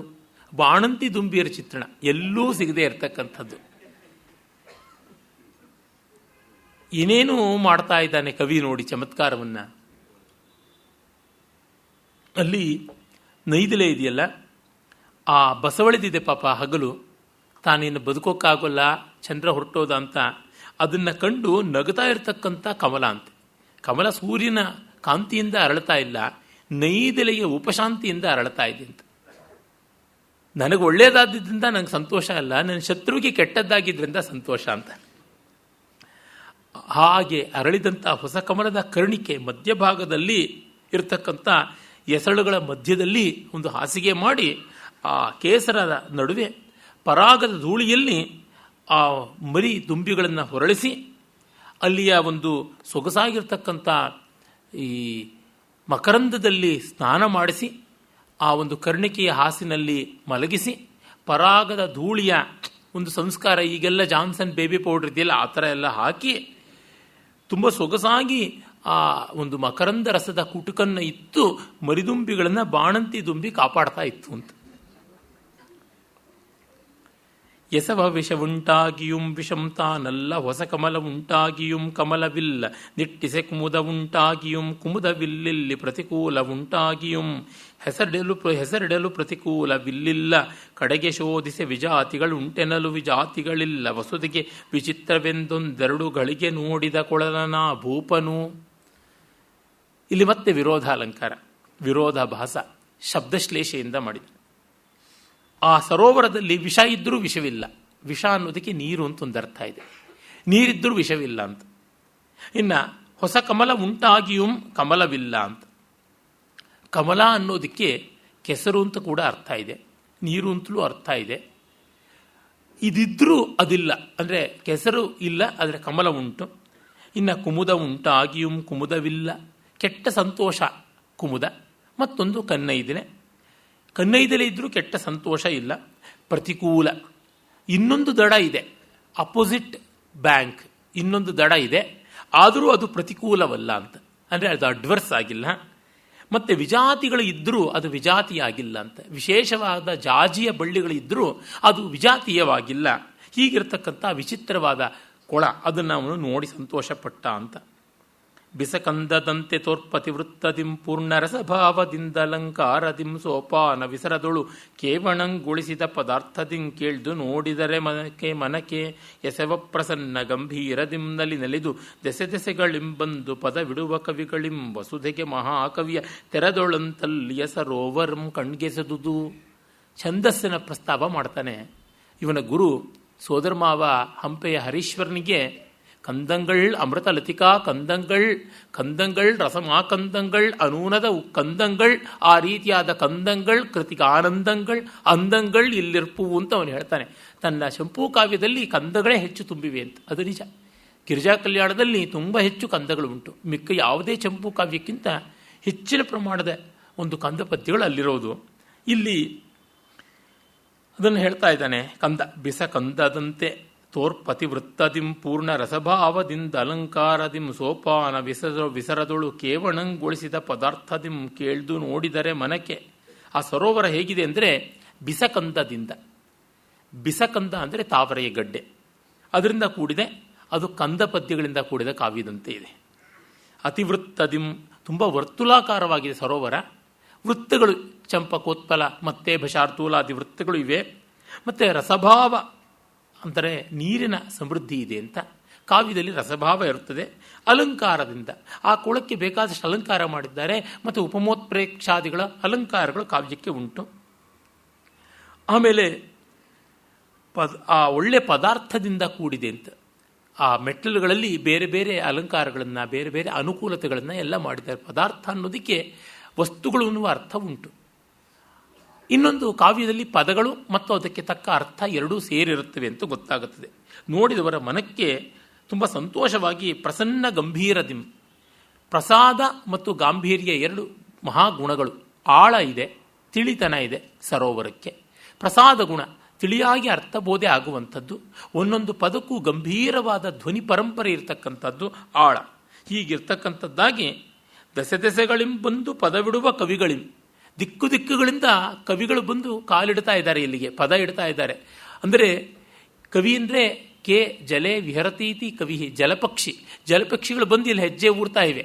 ಹಾಗಿದ್ದು ಇದು ಒಂದು ಕಾವ್ಯ ವಿಶೇಷವಾಗಿದೆ, ಆದರಣೀಯವಾಗಿದೆ ಅಂತ ಮಹಾಕವಿಗಳಿಗೆ ಜೀವ್ಯವಾದ ಕಾವ್ಯ ಅಂತ ಭಾವಿಸಿಕೊಂಡು ಕವಿಗಳು ಬಂದು ತಮ್ಮ ತಮ್ಮ ಪದಗಳನ್ನು ಅಲ್ಲಿಡ್ತಾ ಇದ್ದಾರೆ ಅಂತಂದರೆ ತಾವು ಅದನ್ನು ಪದ ಬಳಸ್ಕೋತಾ ಇದ್ದಾರೆ ಅಂತ ಅರ್ಥ. ಹೀಗೆ ಮಹಾಕವಿಯ ತೆರದೊಳಂತಲ್ಲಿಯ ಸರೋವರಂ ಕಣ್ಗೆಸೆದುದು ಅಂತ. ಇವೆಲ್ಲ ಕೇವಲ ಭಾರತೀಯ ಭಾಷೆಗಳು. ಅದು ಸಂಸ್ಕೃತ ಇದ್ದರೆ ಮಾತ್ರ ಮಾಡಬಹುದಾದದ್ದು. ಶ್ಲೇಷ ಆದ್ಯಂತ ತುಂಬಿರ್ತಕ್ಕಂಥದ್ದು. ಶ್ಲಿಷ್ಟೋಪಮೆ. ಆಮೇಲೆ ಇನ್ನು ಸಸಂದೇಹ ಅಥವಾ ಉತ್ಪ್ರೇಕ್ಷೆ ಇವುಗಳನ್ನು ಸೇರಿರತಕ್ಕಂಥ ಒಂದು ಉಲ್ಲೇಖ. ಇದು ಮಾಗಿಯನು ಹೆತ್ತ ತಾಯ್ವನೆಯೋ ಮೇಣು ತಾನಿದು ಶೀತಕರಕನಾಡಿ ಬಳೆದ ನಿಲಯವೋ ಮತ್ತಮಿದು ವಸಂತನ ಶಸ್ತ್ರಶಾಲೆಯೋ ಇದು ಮಲಯ ಮಂದಮಾರುತನ ಮಠವೋ ಇದು ಮದನ ನಲರಂಬು ಮಡಲಿರಿದು ಹೊಡೆಗೆಡೆದ ಸದನವೋ ಸಕಲ ಶೈತ್ಯಂಗಳಂಗಡಿಯೋ ಪೇಳ್ ಇದು ಚಿತ್ರಮ್ಯನಲ್ ಎಸೆದುದೊಂದು ತಂಪಿನ ಶಾಲೆ ಅಧಿಕ ಶ್ರಮ ಆಕರ್ಷಣಂ. ಅಲ್ಲಿ ಒಂದು ತಂಪಾದ ಲತಾ ಮಂಟಪ ಇದೆ. ಮಾಗಿಯನ್ನು ಇದೇನಾ ಹೆತ್ತಿದ್ದು ಅಂತ. ಮಾಗಿಯ ಒಂದು ಅರಿಷ್ಟ ಗೃಹ, ಪ್ರಸೂತಿಕಾ ಗೃಹವಾ ಈ ಒಂದು ಲತಾ ಮಂಟಪ. ಅಷ್ಟು ತಂಪಾಗಿದೆ. ಮತ್ತು ಶೀಕರನಾಡಿ ಬಳೆದ ನಿಲಯವು. ಈ ನಮ್ಮಲ್ಲಿ ಉಷ್ಣನಾಡಿ, ಪಿತ್ತನಾಡಿ, ಕಫನಾಡಿ, ಶೀತನಾಡಿ ಅಂತ ಉಂಟಲ್ಲ, ಆ ಶೀತನಾಡಿ ಹುಟ್ಟಿದ್ದೇ ಈ ಮನೆಯಲ್ಲ. ಮತ್ತು ಇದು ವಸಂತನ ಆಯುಧಾಗಾರವೋ, ಇದು ಮಲೆಯನ್ನು ಮಾರುತ ಪಾಠ ಕಲಿಯುವಂಥ ಗುರುಮಠವೋ, ಇದು ಮನ್ಮಥನ ಬಾಣಗಳ ತೂಣೀರವೋ, ಎಲ್ಲ ಶೈತ್ಯ ವಸ್ತುಗಳ ಮಾರಾಟಕ್ಕಿರ್ತಕ್ಕಂಥ ಮಾಲ್, ಕಮಾಲಾಗಿರ್ತಕ್ಕಂಥ ಮಾಲ ಇದು ಅಂಗಡಿಯೋ ಎಂಬಂತೆ ತಂಪಾಗಿರ್ತಕ್ಕಂಥ ಒಂದು ಲತಾ ಮಂಟಪ ಕಾಣಿಸ್ತು ಅಂತ ಕವಿಯು ಉಲ್ಲೇಖ ಮಾಡ್ತಾನೆ. ಅದು ಒಂದು. ಆಮೇಲೆ ಅವನ್ನೆಲ್ಲವನ್ನ ನೋಡಿಕೊಂಡು ಹರಿಶ್ಚಂದ್ರ ಬರ್ತಾ ಇರ್ತಾನೆ. ಅಲ್ಲಿ ಹೂಗಳು ಯಾವ ಥರ ಇದ್ದುವು, ಅದನ್ನೆಲ್ಲ ಅವನು ಶಿವಪೂಜೆಗೆ ಹೇಗೆ ಬಳಸ್ಕೊಂಡ ಅನ್ನೋದನ್ನು ಒಂದು ಪದ್ಯದಲ್ಲಿ ಹೇಳ್ತಾನೆ. ಹರಿಶ್ಚಂದ್ರ ಕಾವ್ಯದ ಈ ಕೆಲವು ಎಷ್ಟೋ ಪದ್ಯಗಳು ಅಲ್ಲಲ್ಲಿ ಹರಿಹರನ ಕಾವ್ಯದ ಸೂಚನೆಗಳಂತೆ ತೋರುತ್ತವೆ. ಹರಿಹರ ತನ್ನ ಅನೇಕ ರಗಳೆಗಳ ಪೈಕಿ ಒಂದು ಪುಷ್ಪರಗಳೆ ಅಂತ ಬರೆದ. ಸೂರ್ಯನ ಕರ ಬೀರುವ ಮುನ್ನ, ದುಂಬಿಯ ಬಾಯಿ ಸೋಂಕುವ ಮುನ್ನ, ಆಗ ಅರಳುವ ಮುನ್ನ ಇರತಕ್ಕಂಥ ಹೂಗಳನ್ನು ನಾನು ಕಿತ್ತುಕೊಂಡು ಬಂದು ಬಿಡ್ತೀನಿ ಅಂತ. ಅದು ಎರವಂತಿಗೆ ಇರ್ಬೋದು, ಸೇವಂತಿಗೆ ಇರ್ಬೋದು, ಗೊರಟಿಗೆ ಇರ್ಬೋದು, ತುಂಬೆ ಇರ್ಬೋದು, ಇವನ್ನೆಲ್ಲವನ್ನ ಸಂಗ್ರಹಿಸಿ ಬರ್ತಾನೆ. ಡಾಕ್ಟರ್ BGL ಸ್ವಾಮಿಯವರು ಹರಿಹರನ ಪುಷ್ಪರಗಳೇ ಒಂದು ಸಸ್ಯಶಾಸ್ತ್ರೀಯ ಅಧ್ಯಯನ ಅಂತ ಒಂದು ಸಂಶೋಧನಾ ಲೇಖನ ಬರೆದಿದ್ದಾರೆ. ಪಂಪನಲ್ಲಿ ಗಿಡಮರಗಳು ಅಂತ ಒಂದು ಸಂಶೋಧನಾ ಲೇಖನ ಬರೆದಿದ್ದಾರೆ. ಅಲ್ಲಿ ಅವರು ತೋರ್ಪಡಿಸ್ತಾರೆ ಇದು ಎಷ್ಟರ ಮಟ್ಟಿಗೆ ಕಾವ್ಯ, ಇದು ಎಷ್ಟರ ಮಟ್ಟಿಗೆ ವಾಸ್ತವ ಅಂತೆಲ್ಲ. ಇಲ್ಲಿ ಆ ಒಂದು ಪುಷ್ಪರಗಳೆಯ ಪ್ರಭಾವವೋ ಎಂಬಂತೆ ಈ ಪದ್ಯ ಕಾಣಿಸುತ್ತದೆ. ಇಡದ ಹಸುರಿಡದ ಕೌರಿಡದ ಬಿಳುಪಿಡದ ಕೆಂಪಿಡದ ಬಿಸುಪಿಡದ ಚಿಪ್ಪರಳ ದೆಸಳ ಒಡೆಯದೊಳ ಉಡುಗಿರದ ಕುಡಿ ಮುರುಟಿ ಕೆಲ ಹಿಗ್ಗದೋರಂತೆ ಬಿಸಿಲು ನೆರಳದ ಆವರಿಸದ ಅಡಿಗಳಿಂದಳಿ ತುಳಿಯದ ಅನಿಲ ನನುಲಗದ ಅಲುಗದ ಮಂಜು ಹೊಡೆಯದೇ ಕಾಕಿಯಾಗಿರದನ್ಯ ಕುಸುಮದೊಳು ತೊಡರದರೆ ಬಿರಿಯದ ಅರಲನಾಯ್ದಾಯ್ದು ತಿರಿದರಂದವನಿಪನ ಶಿವಪೂಜೆಗೆ. ಅಂದರೆ ಇನ್ನೂ ಹಸಿರು ಬಣ್ಣ ಇದ್ದರೆ ಕಾಯಿ ಮೊಗ್ಗು ಅಂತ, ಹಾಗೆ ಹಸಿರು ಬಣ್ಣ ಇಲ್ಲದ, ಹಾಗೆಂತ ತುಂಬ ಅರಳಿ ಬಿಳಿಚ್ಕೊಂಡು ಹೋಗಿ ಬಿಳುಪಾಗದೆ ಇರತಕ್ಕಂಥ, ಮತ್ತು ಒಣಗಿ ಕೆಂಪಾಗದೆ ಇರತಕ್ಕಂಥ, ಸೂರ್ಯನ ಝಳ ಸೋಕಿ ಬಿಸಿಯಾಗದೆ ಇರತಕ್ಕಂಥ, ಮತ್ತು ಇನ್ನೂ ಪೂರ್ಣವಾಗಿ ಅರಳದೇ ಇರತಕ್ಕಂಥದ್ದಲ್ಲದ, ಅಂದರೆ ಅರಳಿರ್ತಕ್ಕಂಥದ್ದು ಸರಿಯಾದಾಗಿ, ಮತ್ತು ಕುಡಿ ಮುರುಟದೇ ಇರತಕ್ಕಂಥ, ಬಿಸಿಲು ನೆರಳು ಈ ಥರ ಜಾಗದಲ್ಲಿ, ತುಂಬ ಬಿಸಿಲಿದ್ದ ಜಾಗ, ತುಂಬ ನೆರಳಿದ್ದ ಜಾಗದಲ್ಲಿ ಹೂಗಳು ಬೆಳೆದರೆ ಚೆನ್ನಾಗಿರಲ್ಲ, ಒಂದು ಹದ ಇರಬೇಕು. ಹಾಗಿರುವ ತುಂಬಿಗಳ ಕಾಲು ತುಳಿತಕ್ಕೆ ತುತ್ತಾಗದ, ಗಾಳಿ ಸಿಕ್ಕಾಪಟ್ಟೆ ಅಲ್ಲಾಡಿಸಿರದ, ಮಂಜು ಬಿದ್ದಿರದ, ಉಂಟಿ ಆಗಿಲ್ಲದ, ಇನ್ನೊಂದು ಹೂವಿಗೆ ಅಡ್ಡ ಬರುವಂತೆ ಬೆಳೆದು ಅದನ್ನು ಕೊಂಕಿಸಿ ತಾನು ಬೆಳೆದ ಅಥವಾ ಅದರ ಪ್ರಭಾವದಿಂದ ತಾನು ಕೊಂಕಿದ್ದಲ್ಲದ ಈ ರೀತಿ ಆದಂತಹ ಪರಿಪೂರ್ಣವಾದ ಹೂಗಳನ್ನು ಕಿತ್ತುಕೊಂಡು ಇವನ ಶಿವಪೂಜೆಗೆ ಅಂತ ಆ ಸಖಿಯರು ಮೀಸಲಿಟ್ಟರು ಅಂತ. ಒಂದು ಹೂವನ್ನು ಎಷ್ಟೆಷ್ಟು ಥರ ಇರಬೇಕು, ಎಷ್ಟೆಷ್ಟು ಅಚ್ಚುಕಟ್ಟಾಗಿರಬೇಕು, ಅನವದ್ಯವಾಗಿರಬೇಕು, ಆಗಲೇ ಅದನ್ನು ಪೂಜೆಗೆ ಬಳಸುವಂಥದ್ದು ಅನ್ನೋದನ್ನು ಆ ಡೀಟೇಲ್ಸಲ್ಲಿ ಕೊಡ್ತಾನೆ. ಆಮೇಲೆ ಆ ಹೂಗಳನ್ನು ತೆಗೆದುಕೊಂಡು, ವಸಂತ ಪುಷ್ಪಗಳನ್ನು ತೆಗೆದುಕೊಂಡು ಶಿವಪೂಜೆ ಮಾಡ್ತಾನೆ. ಸಂತೋಷಮಂ ಸಲಹುವಂತೆ, ಭಾಗ್ಯವನೋ ಅವುವಂತೆ, ಸುಖಮಂ ಸಾಗಿಪಂತೆ, ಮುಕ್ತಿಯನು ಹೊರೆವಂತೆ, ಮಂಗಳವ ಮನ್ನಿಸುವಂತೆ, ಪುಣ್ಯಮಂ ಪುಟವಿಕ್ಕುವಂತೆ, ತಳಿರ ತಿಂತಿಣಿಯ ಶೈತ್ಯ ಶಾಲೆಯೋಳು ಈಶನಂ ಶಿವನನಂತ ಕಾರ್ಯನ ಭವನಂ ಚಿತ್ತ ದಾಸರಳಿವಂತೆ, ಆಸರ ಅಳಿವಂತೆ, ಹಸ್ತದ ಹಸಂ ಹರಿವಂತೆ, ಪೂಜಿಸಿದ ನೋಜಯಿಂ ರಾಜೇಂದ್ರನು. ಇಲ್ಲಿ ಮತ್ತೆ ಮೂರ್ತಕ್ಕೆ ಅಮೂರ್ತವನ್ನು ತಂದಿಡ್ತಕ್ಕಂಥದ್ದು, ಅಮೂರ್ತಕ್ಕೆ ಅತಿಶಯೀಕರಣ ಮಾಡ್ತಕ್ಕಂಥದ್ದು. ನಂಬಿಹಣ್ಣನ ರಗಳೆಯಲ್ಲಿ ಹರಿಹರ ಹೀಗೆ ಮಾಡ್ತಾನೆ. ನಂಬಿಹಣ್ಣನನ್ನು ಅವರ ತಂದೆ ತಾಯಿಗಳು ಹೇಗೆ ಲಾಲಿಸಿದ್ರು ಅಂತಂದರೆ, ಪರಿಮಳವ ಪೂಸಿದರ್, ಕಾಂತಿಯಂ ತೊಡಿಸಿದರ್, ತೃಪ್ತಿಯಂ ತಿನಿಸಿದರ್, ನೇಹಮಂ ಕಾಪಿಟ್ಟರ್ ಅಂತೆಲ್ಲ ಹೇಳ್ತಾನೆ. ಅವನಿಗೆ ಚಂದನ ಹಚ್ಚಲಿಲ್ಲ, ಪರಿಮಳವನ್ನೇ ಹಚ್ಚಿಬಿಟ್ರು. ಅವನಿಗೆ ಒಡವೆ ತೊಡಿಸಲಿಲ್ಲ, ಕಾಂತಿಯನ್ನೇ ತೊಡಿಸಿಬಿಟ್ರು. ಅವನಿಗೆ ಹಾಲು ಹಣ್ಣು ತಿನ್ನಿಸಲಿಲ್ಲ, ತೃಪ್ತಿಯನ್ನೇ ತಿನ್ನಿಸ್ಬಿಟ್ರು. ಅವನಿಗೆ ದಾದಿಗಳನ್ನು, ಸೇವಕರನ್ನ ಕಾಪಾಗಿಡಲಿಲ್ಲ, ತಮ್ಮ ಪ್ರೀತಿಯನ್ನೇ ಕಾಪಾಗಿ ಇಟ್ಟುಬಿಟ್ರು ಅಂತ. ಅಂದರೆ ಯಾವುದರ ಗುಣ ಯಾವುದಿದೆ ಆ ಗುಣವೇ ವಸ್ತುವಾಗಿದೆ ಅಂತ. ಅದ್ಭುತವಾದಂಥ ಕಲ್ಪನೆ, ಅಸಾಮಾನ್ಯವಾದ ದಾರಿ. ಅಲಂಕಾರ ಪ್ರಪಂಚದಲ್ಲಿ ಕಾಳಿದಾಸಾದಿಗಳಿಂದ ಮೆರೆದು ಬಂದಂಥದ್ದು ತುಂಬ ಉತ್ಕೃಷ್ಟ ಮಟ್ಟಕ್ಕೆ ಹರಿಹರ ತೆಗೆದುಕೊಂಡು ಹೋಗಿದ್ದಾನೆ. ಅಲ್ಲಿ ಯಾವುದ ಭಾವನೆ ಇದೆ ಅದನ್ನು ಇವನು ತೆಗೆದುಕೊಳ್ತಾನೆ. ಪೂರ್ವ ಕವಿಗಳನ್ನು ಯಾಕೆ ಓದಬೇಕು ಅಂದರೆ ಇದಕ್ಕಾಗಿ ಓದಬೇಕು. ಹೊಸ ಹೊಸ ದಾರಿಯನ್ನು ಕಂಡುಕೊಳ್ಳೋದಕ್ಕೆ ಪ್ರಯೋಜನ ಆಗುತ್ತದೆ.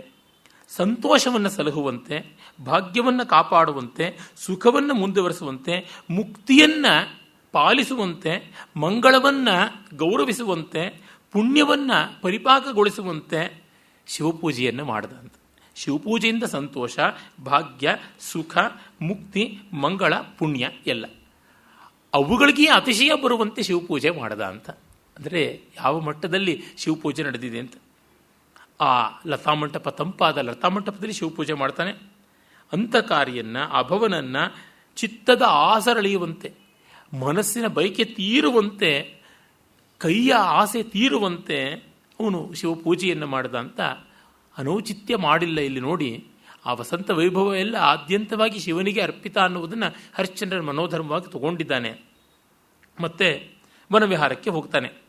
ಎಳಲತೆಯೊಳೊಮ್ಮೊಮ್ಮೆ ಕೃತಕಾಚರದೊಳೊಮ್ಮೆ ಪೂಗೊಳದ ನಡೆಯೊಳೊಮ್ಮೆ ಪುಳಿನ ಸ್ಥಳದೊಳೊಮ್ಮೆ ಕೆಂದಳಿರ ಹಸೆಗಳೊಮ್ಮೊಮ್ಮೆ ಶೈತ್ಯಶಾಲೆಯೊಳೊಮ್ಮೆ ಪುಷ್ಪಾಪಚಯದೊಳೊಮ್ಮೆ ಬಲಕೇಶಿಗಳೊಳೊಮ್ಮೆ ಖಗವಿನೋದದೊಳೊಮ್ಮೆ ಫಲರುಚಿಯೊಳೊಮ್ಮೆ ವಿದ್ಯಾಗೋಷ್ಠಿಗಳೊಳೊಮ್ಮೆ ಕಳಿಯುತಂ ಪೊತ್ತನವನೀಶ್ವರಂ ವನದೊಳು ವಸಂತ ಸುಖಮಂ ಸವಿದನು.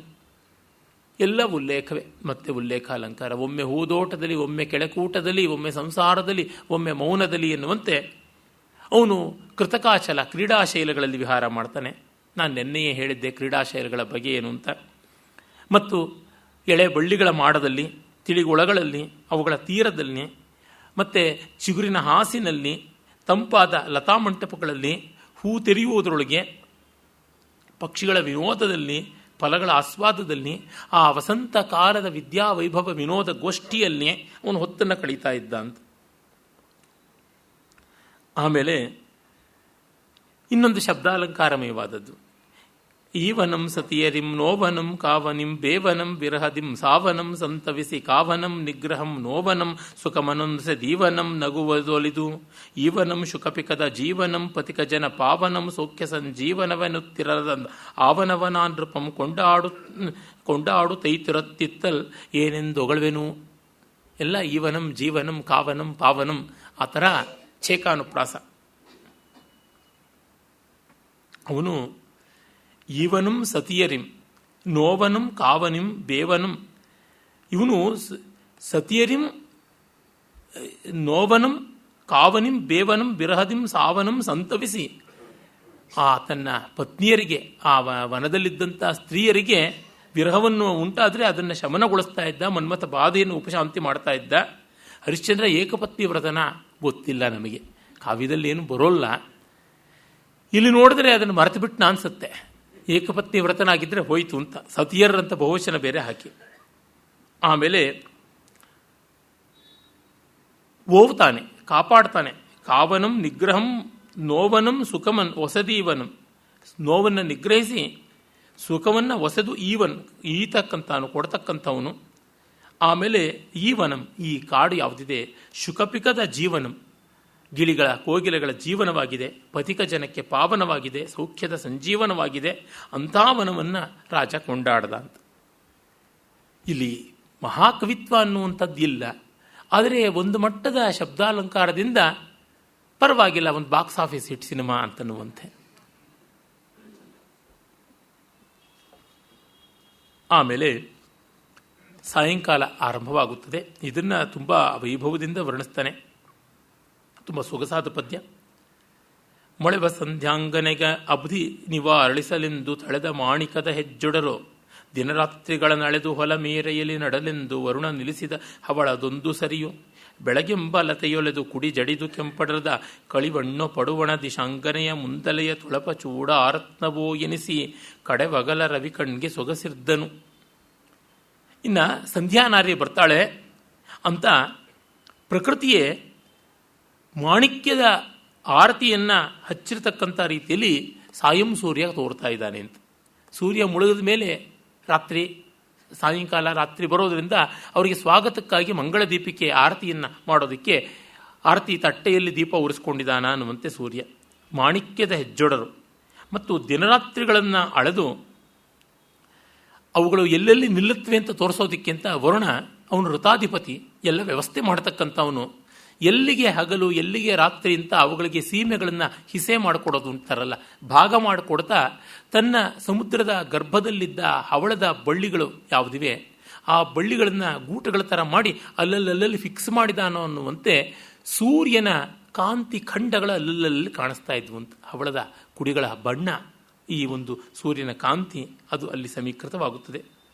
ಮತ್ತು ಇನ್ನು ಬೆಳಕು ಅಂತಕ್ಕಂಥ ಲತೆಯ ಕುಡಿ ಕೆಂಪಡರ್ದು ಒಂದು ಹಣ್ಣನ್ನು ತಾಳ್ತಾ ಅಂತ. ಹಗಲೆಂಬ ಲತೆ ಬೆಳೆದು ಒಂದು ತನಿಮಣ್ಣನ್ನು ಕೆಂಪಾಗಿ ತಾಳ್ತಾ ಅಂತ ಪಶ್ಚಿಮಾಕಾಶದಲ್ಲಿ ಸೂರ್ಯ ನೇತಾಡ್ತಿದ್ದಾನೆ. ಇನ್ನು ಪಡುಗೋಣ ದಿಗಂಗನೆ, ಪಶ್ಚಿಮಾಶಾಂಗನೆ, ಆ ಪಶ್ಚಿಮ ದಿಕ್ಸುಂದರಿಯ ಬೈತಲೆಯ ಕೆಂಪಾದ ಚೂಡಾರತ್ನ ಎಂಬಂತೆ, ಮಾಣಿಕ್ಯ ಎಂಬಂತೆ ಸೂರ್ಯ ಕಡೆವಗಲ ಅಂದರೆ ಹಗಲಿನ ಕೊನೆಯ ಸೂರ್ಯ ಕಾಣಿಸಿಕೊಂಡ ಅಂತ ಹೇಳ್ತಾನೆ. ನಡು ನಡುಗಿ ಮುಪ್ಪಾಗಿ ಕಾಂತಿ ಮಸುಳಿಸಿ ತೇಜ ಉಡುಗಿ ಹುಟ್ಟಿದಠ ಅವನಗಲ್ದು ಬೇರೊಂದೆಸೆಯ ಕಡೆಯೊಳಳಿವಂತ ಅದುದೀಗ ಹಿಂದೆನ್ನ ಹೆಸರೆಂದಡೋಡುವ ಕತ್ತಲೆ ಒಡಕರಿಸುತ್ತಿದ್ದುದೆನ್ನಾಳಿಕೆಗೆ ಶಶಿಯ ಮುಂಗುಡಿದಾಳಿ ಬರುತ್ತಿದೆ ಎಂದು ಕಂಡು ಜೀವಿಪೆನೆನ್ನೊಡಲಾಸೆಯೇಕೆಂದು ಲಜ್ಜೆಯಿಂದಿಳಿವಂತೆ ಬಿದ್ದನಿನ ಅವಧಿಯೊಳಗೆ. ಸೂರ್ಯ ಪಾಪ ಯಾಕೆ ಬಿದ್ದ ಅನ್ನೋದನ್ನು ಒಂದು ಅತಿಶಯೋಕ್ತಿಯಾಗಿ ಮಾಡ್ತಾ ಇದ್ದಾನೆ. ನನ್ನ ನಡಿಗೆ ಕುಂಟಿಸ್ತು, ಮುಪ್ಪಾಯಿತು ಅಂತ, ಇಳಿಗಾಲ ಆಯಿತು, ಕಾಂತಿ ಕುಗ್ಗಿ ಹೋಗಿದೆ, ತೇಜಸ್ಸು ಉಡುಗಿದೆ, ಇನ್ನು ನಾನು ಹುಟ್ಟಿದ ದಿಕ್ಕಿಂದ ದೂರ ಆಗಿದ್ದೀನಿ ಅಂತ, ತವರು ಮನೆಯಿಂದ ತುಂಬ ದೂರ ಬಂದಿದ್ದೀನಿ, ಬಲ ಇಲ್ಲ, ಹೀಗಾಗಿ ಇನ್ನೊಂದು ದೆಸೆಗೆ ಬಂದಿರೋದ್ರಿಂದ ಕಷ್ಟ ಆಗಿದೆ. ದಶೆ ಅನ್ನೋದಕ್ಕೆ ಸ್ಥಿತಿ ಅಂತ ಕೂಡ ಒಂದು ಅರ್ಥ ಇದೆ. ಅಪರ ದಶೆಗೆ ಬಂದಿದ್ದೀನಿ ಅಂತ. ಹಿಂದೊಮ್ಮೆ ನನ್ನ ಹೆಸರು ಹೇಳಿದ್ರೆ ಓಡೋಗ್ತಾ ಇದ್ದ ಕತ್ತಲೆ ಈಗ ನನ್ನನ್ನೇ ಬೆನ್ನಟ್ಟಿಕೊಂಡು ಹೊಡಕರಿಸುತ್ತಿದೆ, ಅಬ್ಬರಿಸಿ ನನ್ನ ಮೇಲೆ ಆಟಾಟೋಪ ಮಾಡ್ತಾ ಇದೆ. ಇನ್ನು ಶಶಿಯ ದಾಳಿ ಬೇರೆ ಇದಕ್ಕೆ ಆಗ್ತಾ ಇದೆ ನನ್ನ ಮೇಲೆ, ಏನು ಮಾಡೋದು, ಇನ್ನು ನಾನು ಬದುಕೋದು ಬೇಡ ಅಂತ ನೀರಿಗೆ ಬಿದ್ದುಬಿಟ್ಟ ಅಂತ. ಎರಡನೆಯ ಸೋಮೇಶ್ವರ 6ನೇ ವಿಕ್ರಮಾದಿತ್ಯನ ತಂದೆ ಚಾಲುಕ್ಯ ರಾಜ, ಅವನು ತುಂಗಭದ್ರಾ ನದಿಯಲ್ಲಿ ಪ್ರವೇಶ ಮಾಡ್ದ ಅಂತ. ಜಯಚಂದ್ರ ಅವನು ಗಂಗಾ ನದಿಗೆ ಬಿದ್ದು ಸತ್ತ ಅಂತ. ಅಷ್ಟೇಕೆ ಮಹಾಪ್ರಭು ಶ್ರೀರಾಮಚಂದ್ರನೇ ಸರಿಯೂ ನದಿಗೆ ಪ್ರವೇಶ ಮಾಡದ ಅಂತ ತಮಗೆ ಬದುಕು ಬೇಡವಾಗಿದೆ ಅಂತ ಅನಿಸಿದಾಗ ಈ ರೀತಿಯಾಗಿ ಭೃಗುಪತನ, ಸಲ್ಲೇಖನ ಮತ್ತು ಮಹಾಪ್ರಸ್ಥಾನ ಇತ್ಯಾದಿಗಳನ್ನೆಲ್ಲ ಮಾಡುವಂಥದ್ದು ಪ್ರಾಚೀನ ಕಾಲದಿಂದ ಶಾಸ್ತ್ರವಿಹಿತವಾದ ಸಾವು ಅಂತ ಇದೆ. ಈ ಥರದ್ದನ್ನು ಸೂರ್ಯ ಮಾಡಿಕೊಂಡ ಅನ್ನುವ ಒಂದು ಅತಿಶಯೋಕ್ತಿಯನ್ನು ಕವಿ ಮಾಡ್ತಾ ಇದ್ದಾನೆ. ನೈಷಧೀಯಾದಿ ಕಾವ್ಯಗಳನ್ನು ನೋಡಿದರೆ ಇದರ ತಲೆ ತಿರುಗಿಸ್ತಕ್ಕಂಥ ಪದ್ಯಗಳು ಬೇಕಾದಷ್ಟು ಸಿಗುತ್ತೆ. ಅವುಗಳೆಲ್ಲ ನಮ್ಮ ಜನತೆಗೆ, ನಮ್ಮ ನುಡಿಗೆ ಸಿಗಲಿ ಎನ್ನುವಂಥದ್ದು ಕೂಡ ಈ ಕವಿಗಳ ಪ್ರಯತ್ನವಾಗಿತ್ತು.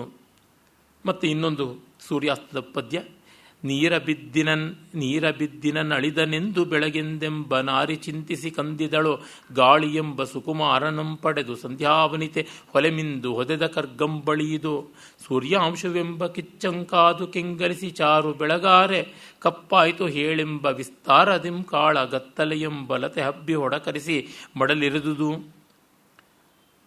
ದಿವಸ ನಾರಿ, ಪ್ರಭಾತ ನಾರಿ, ಅಯ್ಯೋ ನನ್ನ ಸ್ವಾಮಿ ನೀರಿಗೆ ಬಿದ್ದನಲ್ಲ ಅಂತ ಚಿಂತಿಸಿ ಕುಂದಿದಳೋ. ಮತ್ತು ಗಾಳಿಯೆಂಬ ಸುಕುಮಾರನನ್ನು ಪಡೆದು ಸಂಧ್ಯಾವನಿತೆ, ತಂಗಾಳಿ, ಸಾಯಂಕಾಲದಲ್ಲಿ ತಂಗಾಳಿ ಬೀಸುತ್ತದೆ.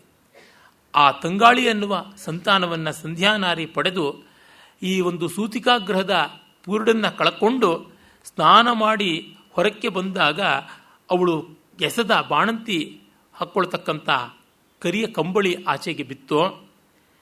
ಅಂದರೆ ಪ್ರಭಾತವನಿತೆಯ ಚಿಂತೆಯೋ, ಕಪ್ಪಾದ ಚಿಂತೆಯೋ, ಸಂಧ್ಯಾವನಿತೆಯ ಬಾಣಂತನದ ಆ ಒಂದು ಕರಿಗಂಬಳಿಯೋ ಎಂಬಂತೆ ಕತ್ತಲು ಆರಂಭವಾಯಿತು ಅಂತ.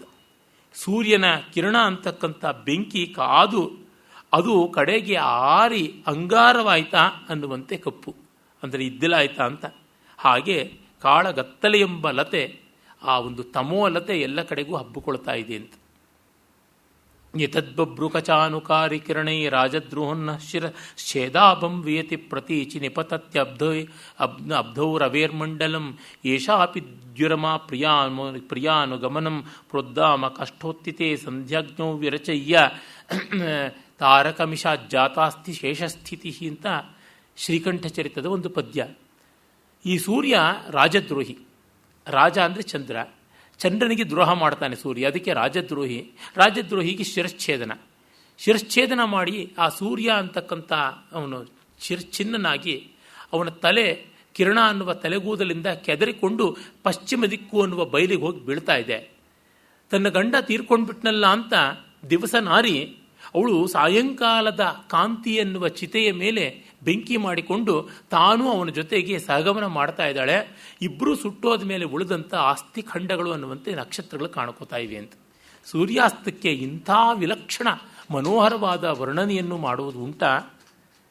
ಇದು ಆ ಕವಿ ಮಂಖ ಅವನು ತನ್ನ ಕಾವ್ಯವನ್ನು ಗುರು ರುಯ್ಯಕನ ಮನೆಗೆ ತೆಗೆದುಕೊಂಡು ಹೋಗಿ ತನ್ನ ಅಣ್ಣನ ಮನೆಗೆ, ಅಲ್ಲಿ ರುಯ್ಯಕ ತನ್ನ ವಿದ್ಯಾಗುರು ಇರ್ತಾನೆ, ಕಲ್ಯಾಣ ಮೊದಲಾದ ಅನೇಕ ಜನ ಸಮಕಾಲೀನ ಕವಿ ವಿದ್ವಾಂಸರು ಪಂಡಿತರು ಎಲ್ಲ ಸೇರಿರ್ತಾರೆ. ಆಗ ಅಪರಾದಿತ್ಯನ ರಾಯಭಾರಿ ತೇಜಕಂಠ ಅನ್ನೋ ಒಬ್ಬ ವಿದ್ವಾಂಸ, ಒಬ್ಬ ಸಂಧಿ ವಿಗ್ರಹಿ ಅವನೂ ಇರ್ತಾನೆ. ಇಂಥ ಎಷ್ಟೋ ದೊಡ್ಡ ಪಂಡಿತರು ವಿದ್ವಾಂಸರು ರಾಜಕೀಯ ಧುರಂಧರರು ಇರ್ತಕ್ಕಂಥ ಸಭೆಯಲ್ಲಿ 24 ಸರ್ಗಗಳ ತನ್ನ ಕಾವ್ಯ ಶ್ರೀಕಂಠ ಚರಿತವನ್ನು ಓದ್ತಾನೆ. ಅದು ತ್ರಿಪುರಾಸುರ ಸಂಹಾರದ ಕಥೆ. ಅದನ್ನು ಓದಿದಾಗ ಹೇಗೆ ಪ್ರತಿಕ್ರಿಯೆ ಬಂತು, ಹೇಗೆ ಮೆಚ್ಚಿದ್ರು, ಜನ ಮೆಚ್ಚಿ ನಲಿದ್ರು ಅನ್ನೋದೇ 25ನೇ ಸರ್ಗದ ಸುಮಾರು 125 ಶ್ಲೋಕಗಳ ಆ ಸರ್ಗದ ಕಥೆ. ಆಗ ಅವನಿಗೆ ಏತದ್ಬಬ್ರು ಕಚಾನುಕಾರಿ ಕಿರಣೈ ರಾಜದ್ರೋಹನ್ನಶ್ಯರಶ್ಛೇದಾಭಂ ವ್ಯತಿ ಪ್ರತೀಚಿ ನಿಪತತ್ಯಬ್ಧೋ ರವೇರ್ ಮಂಡಲಂ ಅಂತ 2 ಸಾಲನ್ನು ಕೊಟ್ಟು ಇದಕ್ಕಿನ್ನು 2 ಸಾಲು ಹೇಳು ಅಂದಾಗ ಸಮಸ್ಯಾಪೂರ್ಣವಾಗಿ ಮಾಡಿದ್ದು ಅಂತ. ತುಂಬ ಅತಿಶಯವಾದಂಥದ್ದು, ಅಸಾಮಾನ್ಯವಾದದ್ದು. ಹಾಗೆ ಈ ಥರದ ಕಲ್ಪನೆಗಳೆಲ್ಲ, ಆ ಫ್ಯಾನ್ಸಿಸ್ ಅದನ್ನು ಮಾಡ್ತಾರಲ್ಲ, ಅದು ತುಂಬ ವಿಶಿಷ್ಟವಾದದ್ದು. ಕತ್ತಲನ್ನು ವರ್ಣಿಸ್ತಾರೆ. ನಮ್ಮಲ್ಲಿ ಸೂರ್ಯಾಸ್ತ, ತಮಸ್ಸು, ಚಂದ್ರೋದಯ ಈ 3 ಹಂತಗಳಲ್ಲಿ ಹೋಗಬೇಕು ಅಂತ ಇದೆ. ನಾವೆಲ್ಲ ಒಟ್ಟಿಗೆ ಆಗ್ಬಿಡುತ್ತೆ ಅಂತ ಅಂದ್ಕೋತೀವಿ. ಅಲ್ಲ, ಪೂರ್ಣಿಮೆಗೆ ಹತ್ತಿರ ಇರತಕ್ಕಂಥ ತಿಥಿಗಳಲ್ಲಿ ಚಂದ್ರೋದಯ ಬೇಗ ಆಗುತ್ತದೆ, ಪೂರ್ಣಿಮೆಗೆ ದೂರ ಇರತಕ್ಕಂಥ ತಿಥಿಗಳಲ್ಲಿ ಚಂದ್ರೋದಯ ವಿಳಂಬವಾಗಿ ಆಗುತ್ತದೆ. ಅದಕ್ಕೆ ಮೊದಲು ಕತ್ತಲೆ ಬರುತ್ತೆ. ನಮಗೆಲ್ಲ ಈಗ ಸಿಟೀಸಲ್ಲಿ ಲೈಟ್ ಪೊಲ್ಯೂಷನ್ ಅಂತ ಆಗಿದೆ, ಸೌಂಡ್ ಪೊಲ್ಯೂಷನ್ ಥರ. ಎಲ್ಲ ಕಡೆಯಲ್ಲಿಯೂ ದೀಪದ ಢಾಳಾಗಿ ನಮಗೆ ನಕ್ಷತ್ರಗಳು ಕಾಣಿಸೋಲ್ಲ, ಆಕಾಶವೂ ಕಾಣಿಸೋಲ್ಲ. ನೀಲಗಪ್ಪಾಗಿ ಕಾಣಿಸಬೇಕಾದ ಆಕಾಶ ಕಂದುಗೆಂಪಾಗಿ ಕಾಣಿಸ್ತಾ ಇರುತ್ತೆ. ಅದರಿಂದಾಗಿ ನಮಗೆ ನಷ್ಟ, ಪ್ರಕೃತಿಯ ಸೌಂದರ್ಯ ಗೋಚರವಾಗೋಲ್ಲ. ಅವರಿಗೆ ಅದರದ್ದೆಲ್ಲ ಚೆನ್ನಾಗಿ ಗೋಚರವಿತ್ತು. ಆ ಕ್ರಮವಾಗಿ ವರ್ಣಿಸ್ತಾರೆ ನೋಡಿ. ಅದನ್ನು ಈ ಕತ್ತಲಿನ ವರ್ಣನೆಯಲ್ಲಿ ಕಾಣ್ತೀವಿ. ಆಧುನಿಕ ಕನ್ನಡ ಕಾವ್ಯಗಳಲ್ಲಿ ಪೂತಿ ನರಸಿಂಹಾಚಾರ್ಯರು ಕತ್ತಲೆಯನ್ನು ತುಂಬ ಸುಂದರವಾಗಿ ವರ್ಣಿಸಿರ್ತಕ್ಕಂಥ ಕವಿ ಅಂತ ಪ್ರಸಿದ್ಧಿ. ಅವರೇ ಒಂದು ಕಡೆ ಹೇಳ್ಕೊಂಡಿದ್ದಾರೆ, ನನ್ನಂತೆ ಕತ್ತಲೆಯನ್ನು ಯಾರೇ ವರ್ಣಿಸ್ತಾರೆ ಅಂತ. ನನಗದನ್ನು ಓದಿ ಪಿತ್ತ ಕೆರಳಿ ನಾನು ಸಾಕಷ್ಟು ಪದ್ಯಗಳನ್ನು ಬರೆದೆ, ನಾನಿದ್ದೀನಿ ಪೂತಿನವರಾದ ಮೇಲೆ ವರ್ಣಿಸೋದಿಕ್ಕೆ ಅಂತ. ಅಂದರೆ ಕತ್ತಲು ಯಾರಿಗೂ ಬೇಡವಾದ್ದಿರಬಹುದು, ಆದರೆ ಕವಿ ಕಲ್ಪನೆ ಮಾಡೋಕ್ಕೆ ತೊಡಗಿದಾಗ ಅದು ಸ್ವಾರಸ್ಯಕಾರಿಯಾಗಿರುತ್ತದೆ. ಅದರಿಂದಲೇ ಕಾವ್ಯಕ್ಕೆ ಇದು ವಸ್ತು ಅದು ವಸ್ತು ಅಂತಿಲ್ಲ, ಇದು ಚೆನ್ನ ಅದು ಚೆನ್ನವಲ್ಲ ಅಂತಿಲ್ಲ, ಎಲ್ಲವೂ ಒಂದು ಮಟ್ಟಕ್ಕಾಗುತ್ತದೆ. ಕತ್ತಲಿನ ಮೇಲೆ ಒಂದು ಮಹಾಕಾವ್ಯ ಬರಿ ಅಂದರೆ ಆಗದೇ ಇರಬಹುದು, ಕತ್ತಲಿನ ಮೇಲೆ ಒಂದು 50 ಪದ್ಯ ಬರಿ ಅಂತಂದರೆ ಖಂಡಿತವಾಗಿ ಬರೆಯೋಕ್ಕೆ ಸಾಧ್ಯ ಉಂಟು. ಆ ರೀತಿಯಾಗಿ ಇಲ್ಲಿ ಒಂದು ಪದ್ಯ ನೋಡಿ. ಕತ್ತಲು, ಆಗ ಆಗ್ತಕ್ಕಂಥ ನಕ್ಷತ್ರೋದಯ. ಚಾರು ಚಂದ್ರಿಕೆಯ ಬೀಜಂಗಳೋ ಚಂದ್ರಂಚ ಕೋರಾವಳಿಗೆ ತೆರೆದ ಕುಟುಕುಗಳ ಗಗನ ರಮಣೀ ರುಚಿರ ಮಾಲಕವೋ ರವಿಹಯಾನನ ಫೇನ ಪುಂಜವೋ ದಿವಿಜ ನದಿಯ ಕೈರವಂಗಳ ಕುಟ್ಮಳಾವಳಿಯೋ ಮಿಸುಪ ತೋರ ಮಲ್ಲಿಗೆಯ ಅರಳಿನಿಂ ವಿಷ್ಣು ಪದವನ್ನು ಒಲಿದಾರಾಧಿಸಿದಳು ನಿಶಾನಾರಿಯನೆ ತರಳ ತಾರಾಳಿ ಕಣ್ಗೆಸೆದುದು. ಒಳ್ಳೆ ಶೈಲಿಯ ಪದ್ಯ. ಬೆಳದಿಂಗಳಿಂದ ಬೀಜಗಳು ಎಂಬಂತೆ ಚಂದ್ರನು ಚಕೋರ ಪಕ್ಷಿಗಳು, ಚಂದ್ರನ ಬೆಳದಿಂಗಳಿಗೆ ಬದುಕತಕ್ಕಂಥ, ಬೆಳದಿಂಗಳನ್ನೇ ಹೀರಿ ಬದುಕತಕ್ಕಂಥ ಚಕೋರ ಪಕ್ಷಿಗಳಿಗೆ ತಾನೇ ಮಾಡಿಟ್ಟ ತನ್ನ ಬೆಳದಿಂಗಳಿನ ಘನೀಕೃತವಾದ ತುತ್ತುಗಳು, ಆ ಕುಟುಕುಗಳು ಅಂತ ಪಕ್ಷಿಗೆ ಕೊಡ್ತಕ್ಕಂಥ ಆಹಾರದ ಪರಿಭಾಷೆಯಲ್ಲೇ ಬರೀತಾನೆ. ಮಕ್ಕಳಿಗೆ ಕುಟುಕು ಕೊಡೋಲ್ಲ, ಮಕ್ಕಳಿಗೆ ತುತ್ತು ತಿನ್ನಿಸ್ತೀವಿ, ಪಕ್ಷಿಗಳಿಗೆ ಕುಟುಕು ಕೊಡೋದು ಅಂತ. ಗಗನ ರಮಣೀಯ ರುಚಿರವಾದ ಮುತ್ತಿನ ಜಾಲವು, ಮಾಲಕ ಅಂತಂದರೆ ಜಾಲ, ಮುತ್ತಿನ ಜಾಲ. ಸೂರ್ಯನ ಕುದುರೆಗಳು ರಥದ ಭಾರದಿಂದ ತುಂಬ ಅಶ್ರಾಂತವಾದ ನಡಿಗೆಯಿಂದ ಬಳಲಿ ನೊರೆಗಕ್ಕಿ ಬಾಯಿಂದ ಉಕ್ಕೇರಿ ಸುರಿಸಿದ ನೊರೆಗಳ ರಾಶಿಯೋ, ದೇವಗಂಗೆಯ ಮಡಿಲಿನಲ್ಲಿ ಬೆಳೆದಂತಹ ಬೆಳೆದಾವರೆಗಳು, ಅವುಗಳ ಮೊಗ್ಗುಗಳು, ಅಥವಾ ತೋರ ಮಲ್ಲಿಗೆಗಳ ಮೂಲಕವಾಗಿ ವಿಷ್ಣು ಪದವನ್ನು, ಅಲ್ಲಿ ಒಂದು ಶ್ಲೇಷ ಉಂಟು, ಯದ್ ವಿಷ್ಣು ಪದಂ ಅಂತ ಅಮರಕೋಶದಲ್ಲಿ, ಆಕಾಶಕ್ಕೆ ವಿಷ್ಣು ಪದ ಅಂತಾರೆ. ವಿಷ್ಣು ಪದವನ್ನು ನಿಶಾನಾರ್ಯ ಆರಾಧನೆ ಮಾಡ್ತಾ ಇದ್ದಳು ಅಂತ. ಆಕಾಶವನ್ನು ರಾತ್ರಿ ಅಂತಕ್ಕಂಥ ಸುಂದರಿ ಆರಾಧನೆ ಮಾಡ್ತಾಳ ವಿಷ್ಣು ಪಾದವನ್ನು ಅನ್ನುವ ಶ್ಲೇಷ. ಹಾಗೆ ತರಳ ತಾರಾಳಿ ಮಿಳ್ಮಿಳನೆ ಮಿಳುಗತಕ್ಕಂಥ ನಕ್ಷತ್ರಗಳು ಉನ್ಮೀಲಿತವಾದವು. ನಿಶೆಯೆಂಬ ಗಜಮಂಬಿದಾರಿಸಲು ಹರಿಪೂರ್ವ ದಿಶೆಯದ್ರಿಶಿಖರದಿಂ ನೆಗೆಯಲು ಸುಧಾಕಿರಣ ವಿಸರವೆಂದೆಂಬ ಕೇಸರಗೆದರೆ ಗರ್ಜಿಸುತ್ತ ಸೀಳಲ್ಕೆ ಗಗನ ತಳಕೆ ಪಸರಿಸಿದ ಮೌಕ್ತಿಕವೋ ಎಂಬಂತೆ ನಕ್ಷತ್ರ ಮಸಮಸಗಿ ತುಳಗುತ್ತಿರೆ ಮೂಡಿದಂ ಶಶಿ 4 ದೆಸೆಯ ದಿಗ್ಭಿತ್ತಿಯಂ ಧವಳಿಸುತ್ತೆ ಕಣ್ಗೆ ಮಂಗಳವಾಗಿ ಮೆರೆಯುತ್ತಿರಲು. ಕತ್ತಲು ಅಂತಕ್ಕಂಥ ಆನೆಯನ್ನು ಸೀಳುವುದಕ್ಕೆ ಅಂತ ಪೂರ್ವ ಶಿಖರದ ಮೇಲಿಂದ ಸಿಂಹದಂತೆ ಚಂದ್ರ ಬರ್ತಾ ಇದ್ದಾನೆ. ಅವನ ಕಿರಳುಗಳೇ ಆ ಸಿಂಹದ ಕೇಸರಗಳಾಗಿವೆ. ಅವನು ಹಾಗೆ ಆಕಾಶಕ್ಕೆ ಹಾರಿ ಕತ್ತಲೆಂಬ ಆನೆಯ ಕುಂಭಸ್ಥಳವನ್ನು ಒಡೆದ ಮೇಲೆ ಅಲ್ಲಿಂದ ಉಕ್ಕಿ ಚಿಮ್ಮಿ ಬಂದಂಥ ಮುತ್ತಿನ ಒಂದು ಮಣಿಗಳೋ ಎಂಬಂತೆ ನಕ್ಷತ್ರಗಳು ಎಲ್ಲ ಕಡೆಗೂ ತೋರ್ತಾ ಇದ್ವು. ಚಂದ್ರನ ಉದಯ ಈ ಥರ ಆಯಿತು ಅಂತ ಹೇಳ್ತಾನೆ. ಆಮೇಲೆ ಉಲ್ಲೇಖ ಅಲಂಕಾರ ಸಸಂದೇಹ ಉತ್ಪ್ರೇಕ್ಷೆಗಳಿಂದ ಮಾಡ್ತಾನೆ. ಮನಸಿಜನ ಬಡಿಗೋಲು ಶಿವನು ಸೂಡಿದ್ದ ಚಂದ್ರನ ಭಾಗವೋ ರಾಹು ತೋಡಿ ತಿಂದುಳಿದ ಮಿಕ್ಕನಿತೋ ವಿಯೋಗಿಗಳು ವಿರಹವಾರ್ಧಿಯಳು ಕಡೆವಾಗಳ್ ಒರಗಿದ ಹರುಗಲೋ ಘನತರಾಕೇಶತನ ಘನತರಾಕೇಶಕೇತನ ಕೈಯ ಪತ್ರೆಯೋ ವಿನುತ ಪಡುವಣ ದಿಶಾಂಗನೆಯ ಮುಂದಲೆಯ ಮುತ್ತಿನ ಹೆರೆಯೋ ಎನಲ್ ಅರ್ಧಚಂದ್ರನಂಬಣ್ಣಿಸುಳು ಹರಿದು ಕಾವ್ಯಗಳೊಳಗೆ. ಈಗ ಅರ್ಧೇಂದುವನ್ನು ವರ್ಣಿಸ್ತಾನೆ. ಬೇರೆ ಬೇರೆ ಕಾಲದ ಚಂದ್ರನೂ ವರ್ಣಿಸಿಬಿಡ್ತಾನೆ. ಆ ಹೊತ್ತಿನ ಚಂದ್ರನಲ್ಲಿ ಇನ್ನೊಂದು 4 ಹೊತ್ತಿಂದು ಇರಲಿ ಅಂತ. ಅದು ಆ ತರಹ ಬೇರೆ ಬೇರೆ ಹಂತಗಳಲ್ಲಿ ಹೇಗಿರ್ತಾನೆ ಚಂದ್ರ. ಬಾಲೆಂದುವಾಗಿದ್ದರೆ ಮನ್ಮಥನ ಬಡಿಗೋಲು ಅಂತ. ಒಂದೇ ಗೆರೆ ಇದ್ದಾಗ ಮನ್ಮಥನ ಕೋಲು ಅನ್ನುವಂತೆ ಡೊಂಕಾದ ಕೋಲಲ್ಲಿ ಪೆಟ್ಟು ಜಾಸ್ತಿ ಅಂತಾರೆ. ಮನ್ಮಥನ ಬಡಿಗೋಲು. ಮತ್ತು ಶಿವ ತಾನು ಮುಡಿಕೊಂಡ ಚಂದ್ರ ಆದಮೇಲೆ ಉಳಿದ ಚಂದ್ರನ ಭಾಗವೋ ರಾಹು ತಿಂದು ತೋಡ್ಕೊಂಡು ಬಿಟ್ಟಿರ್ತಕ್ಕಂಥ ಭಾಗವ ಅಂತ. ಡೊಗರಾಗಿ ಕೊರಕಲಾಗಿ ಒಂದಷ್ಟು ಅಳೆದುಳಿದದ್ದು left out in the plate of Rahu ಅನ್ನುವಂತೆ. ವಿಯೋಗಿಗಳು ವಿರಹವಾರ್ಧಿಯಲ್ಲಿ ದಾಟೋದಕ್ಕೆ ಚಂದ್ರನ್ನೇ ಬಳಸ್ಕೊಂಡು ಬಿಟ್ರೆ ಮೇಲು ಅಂತ ನೌಕೆ ಆಕಾರದಲ್ಲಿ ಕಾಣಿಸ್ತಾನಂತ. ಅದು ನೋಡಿ ಚಂದ್ರ ನೌಕಾಕೃತಿಯಲ್ಲಿ ಯಾವ ಥರ ಇರ್ತಾನೆ ಅನ್ನೋದನ್ನು ನೋಡಿದಾಗ ಬಹಳ ಹೌದು ಅನಿಸುತ್ತದೆ. ಇನ್ನು ರಾಕೇಶ ಕೇತನ, ರಾಕೇಶ ಅಂತಂದರೆ ಚಂದ್ರನೇ. ಅವನ ಕೇತನ, ಅವನನ್ನು ಧ್ವಜವಾಗಿ ಮಾಡಿಕೊಂಡಿರ್ತಕ್ಕಂಥವನು, ತಲೆ ಮೇಲಿಟ್ಟುಕೊಂಡವನು ಯಾರು? ಶಿವ. ಶಿವನ ಕೈಯ ಪಾತ್ರೆಯೋ, ಶಿವನ ಕೈಯಲ್ಲಿರ್ತಕ್ಕಂಥ ಆ ಕಪಾಲವೋ ಎಂಬಂತೆ ರಾಕೇಶ ಕೇತನ ಕೈಯ ಪಾತ್ರೆಯೋ. ಕೇತನ ಕೈಯ ಪಾತ್ರೆ ಅಂದರೆ ಅರಿಸಮಾಸವಾಗುತ್ತೆ. ಕೇತನನ ಕೈ ಪಾತ್ರೆಯೋ ಅಂತ ಮಾಡಬೇಕಾಗುತ್ತದೆ. ಇನ್ನು ಪಶ್ಚಿಮ ದಿಗಂಗನೆಯ ಮುಂದಲೆಯ ಮುತ್ತಿನ ಜಾಲಕವೋ ಎಂಬಂತೆ ಅರ್ಧಚಂದ್ರ ಬಗೆಬಗೆಯಾಗಿ ಕಾಣಿಸ್ತಾನೆ ಅಂತ ಹೇಳ್ತಾನೆ.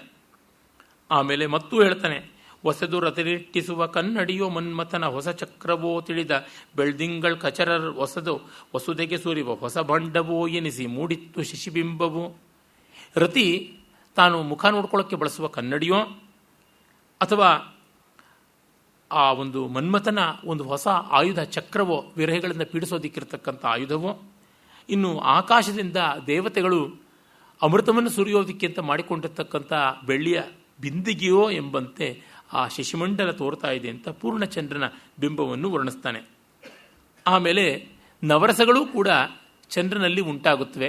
ಬೇರೆ ಬೇರೆ ರೀತಿಯಲ್ಲಿ ಬೇರೆ ಬೇರೆ ಜನಕ್ಕೆ ಬೇರೆ ಬೇರೆ ರಸ ಅಂತ ಇದೊಂದು ಒಳ್ಳೆಯ ಪದ್ಯವನ್ನು ಬರೀತಾನೆ. ರನ್ನ ಯುದ್ಧದಲ್ಲಿ ನವರಸ ಉಂಟಾಗುತ್ತದೆ ಅಂದರೆ ಇವನು ಬೆಳ್ದಿಂಗಳಲ್ಲಿ ನವರಸ ಉಂಟಾಗುತ್ತದೆ ಅಂತಾನೆ.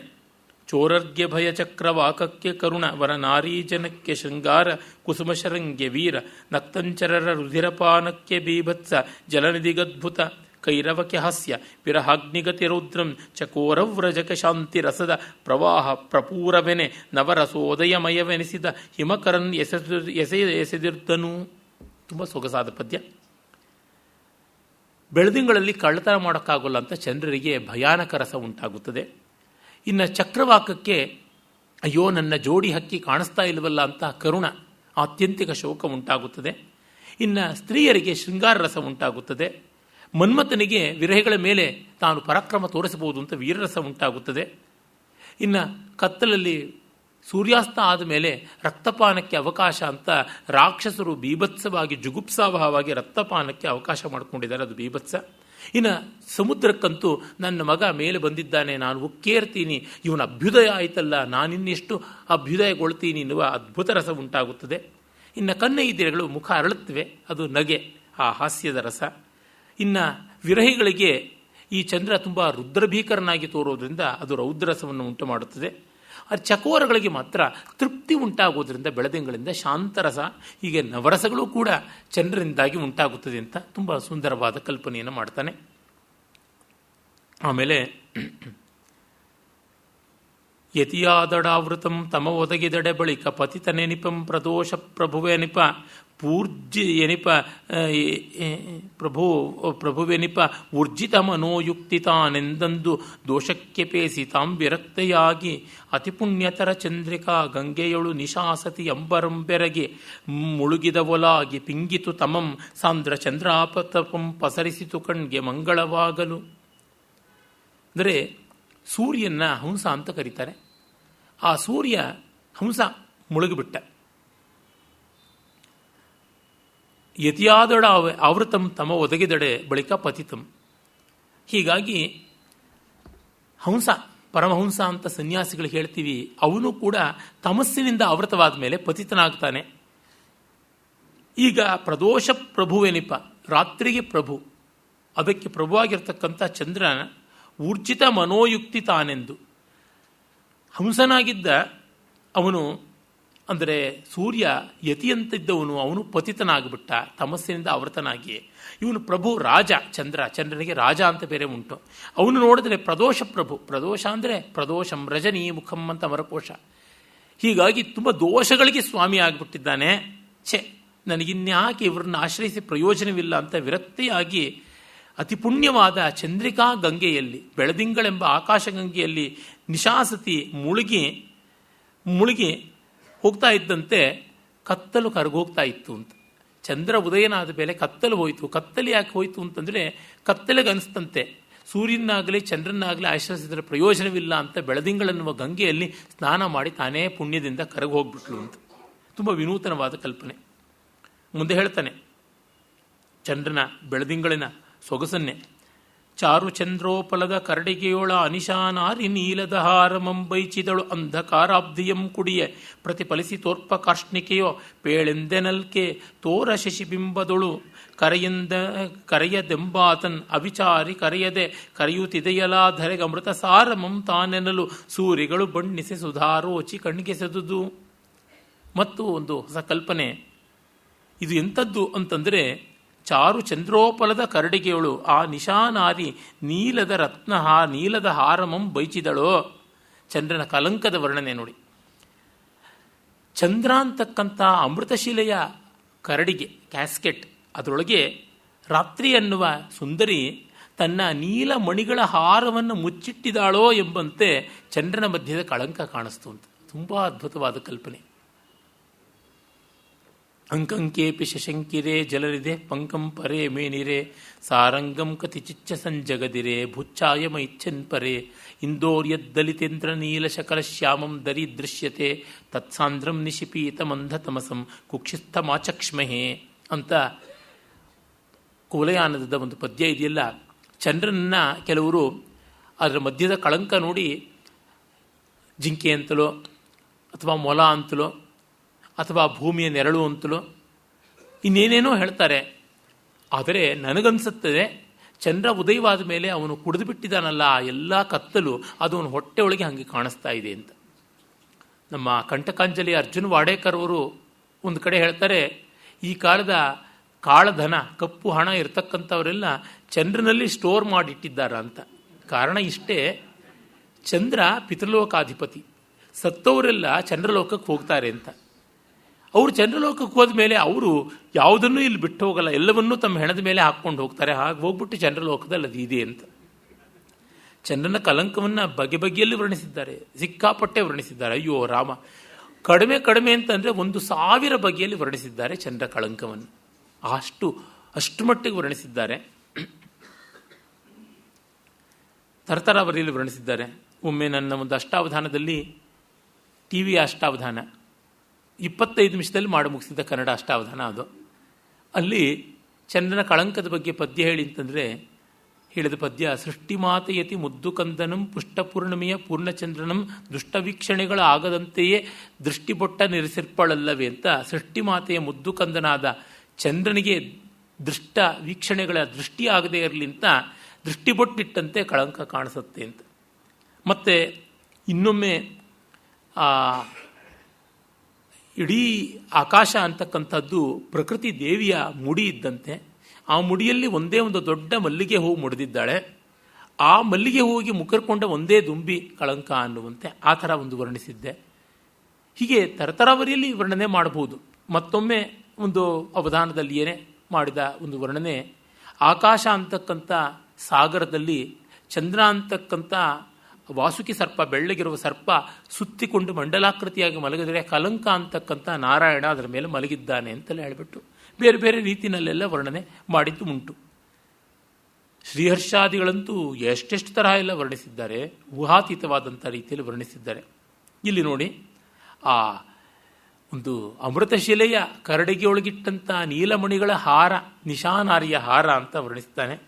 ಅಂಧಕಾರಾಬ್ಧಿಯಂ ಕುಡಿಯ ಪ್ರತಿಫಲಿಸಿ ತೋರ್ಪ ಕಾರ್ಷ್ಣಿಕೆಯೋ, ಆ ಒಂದು ಯಾವ ಅಂಕಂಕೇಪಿ ಶಶಂಕಿರೆ ಪದ್ಯ ಹೇಳಿದೆ, ತತ್ಸಾಂದ್ರಂ ನಿಶಿಪೀತ ಮಂದತಮಸಂ ಅನ್ನೋದರ ಮೂಲ ಇಲ್ಲಿ ಕಾಣಿಸ್ಕೊಳ್ಳುತ್ತದೆ.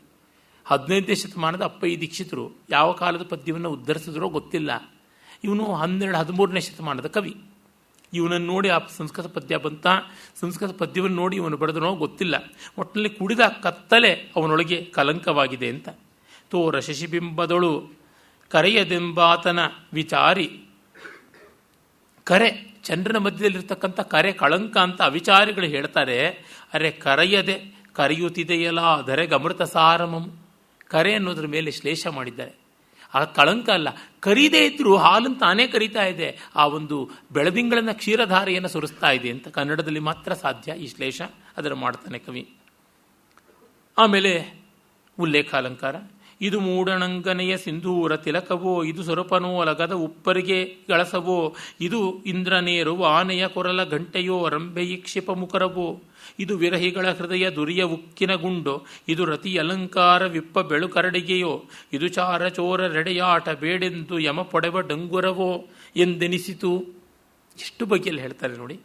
ಜಗದಾಲೋಕನ ದರ್ಪಣಂ ಸ್ಮರಜಯ ಪ್ರಸ್ತಾವ ಭೇರೀಮುಖಂ ಸೊಗದಿಂದಿರ್ಪರಮಸ್ಮಿತಂ ಸರಸವಾಣಿ ವಲ್ಲಕಿ ತುಂಬಿಮೇಣ್ ಅಗಜಾವೀಟಿ ರುಚಿ ಪ್ರಸಾದನ ಸುಧಾ ಕರ್ಪೂರ ಖಂಡಂ ಅಂತ ನನ್ನ ದ್ವಿಸಂಧಾನ ಕಾವ್ಯದಲ್ಲಿ ಚಂದ್ರೋದಯದ ಚಂದ್ರನನ್ನು ವರ್ಣಿಸಿದ್ದೆ.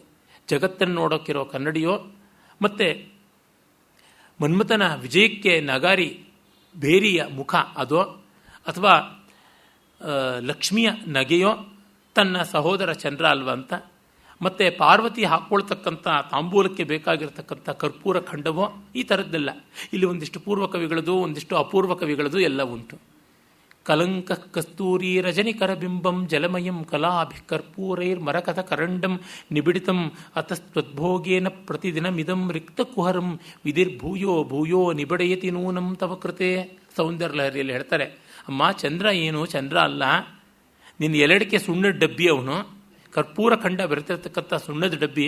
ನೀನು ಪ್ರತಿದಿನ ಎರಡೊತ್ತು ಎರಡಿಕೆ ಹಾಕ್ಕೊಂಡು ಖಾಲಿ ಮಾಡ್ತಾ ಇದ್ದಂತೆ ಬ್ರಹ್ಮ ಅದನ್ನು ತುಂಬುತ್ತಾ ಬರ್ತಾನೆ. ಖಾಲಿ ಆಗೋದು ಕೃಷ್ಣ ಪಕ್ಷ, ತುಂಬಿಕೊಳ್ಳೋದು ಶುಕ್ಲ ಪಕ್ಷ ಅಂತಾರೆ. ಅತ್ಯದ್ಭುತವಾಗಿ ವರ್ಣಿಸಿದ್ದಾರೆ.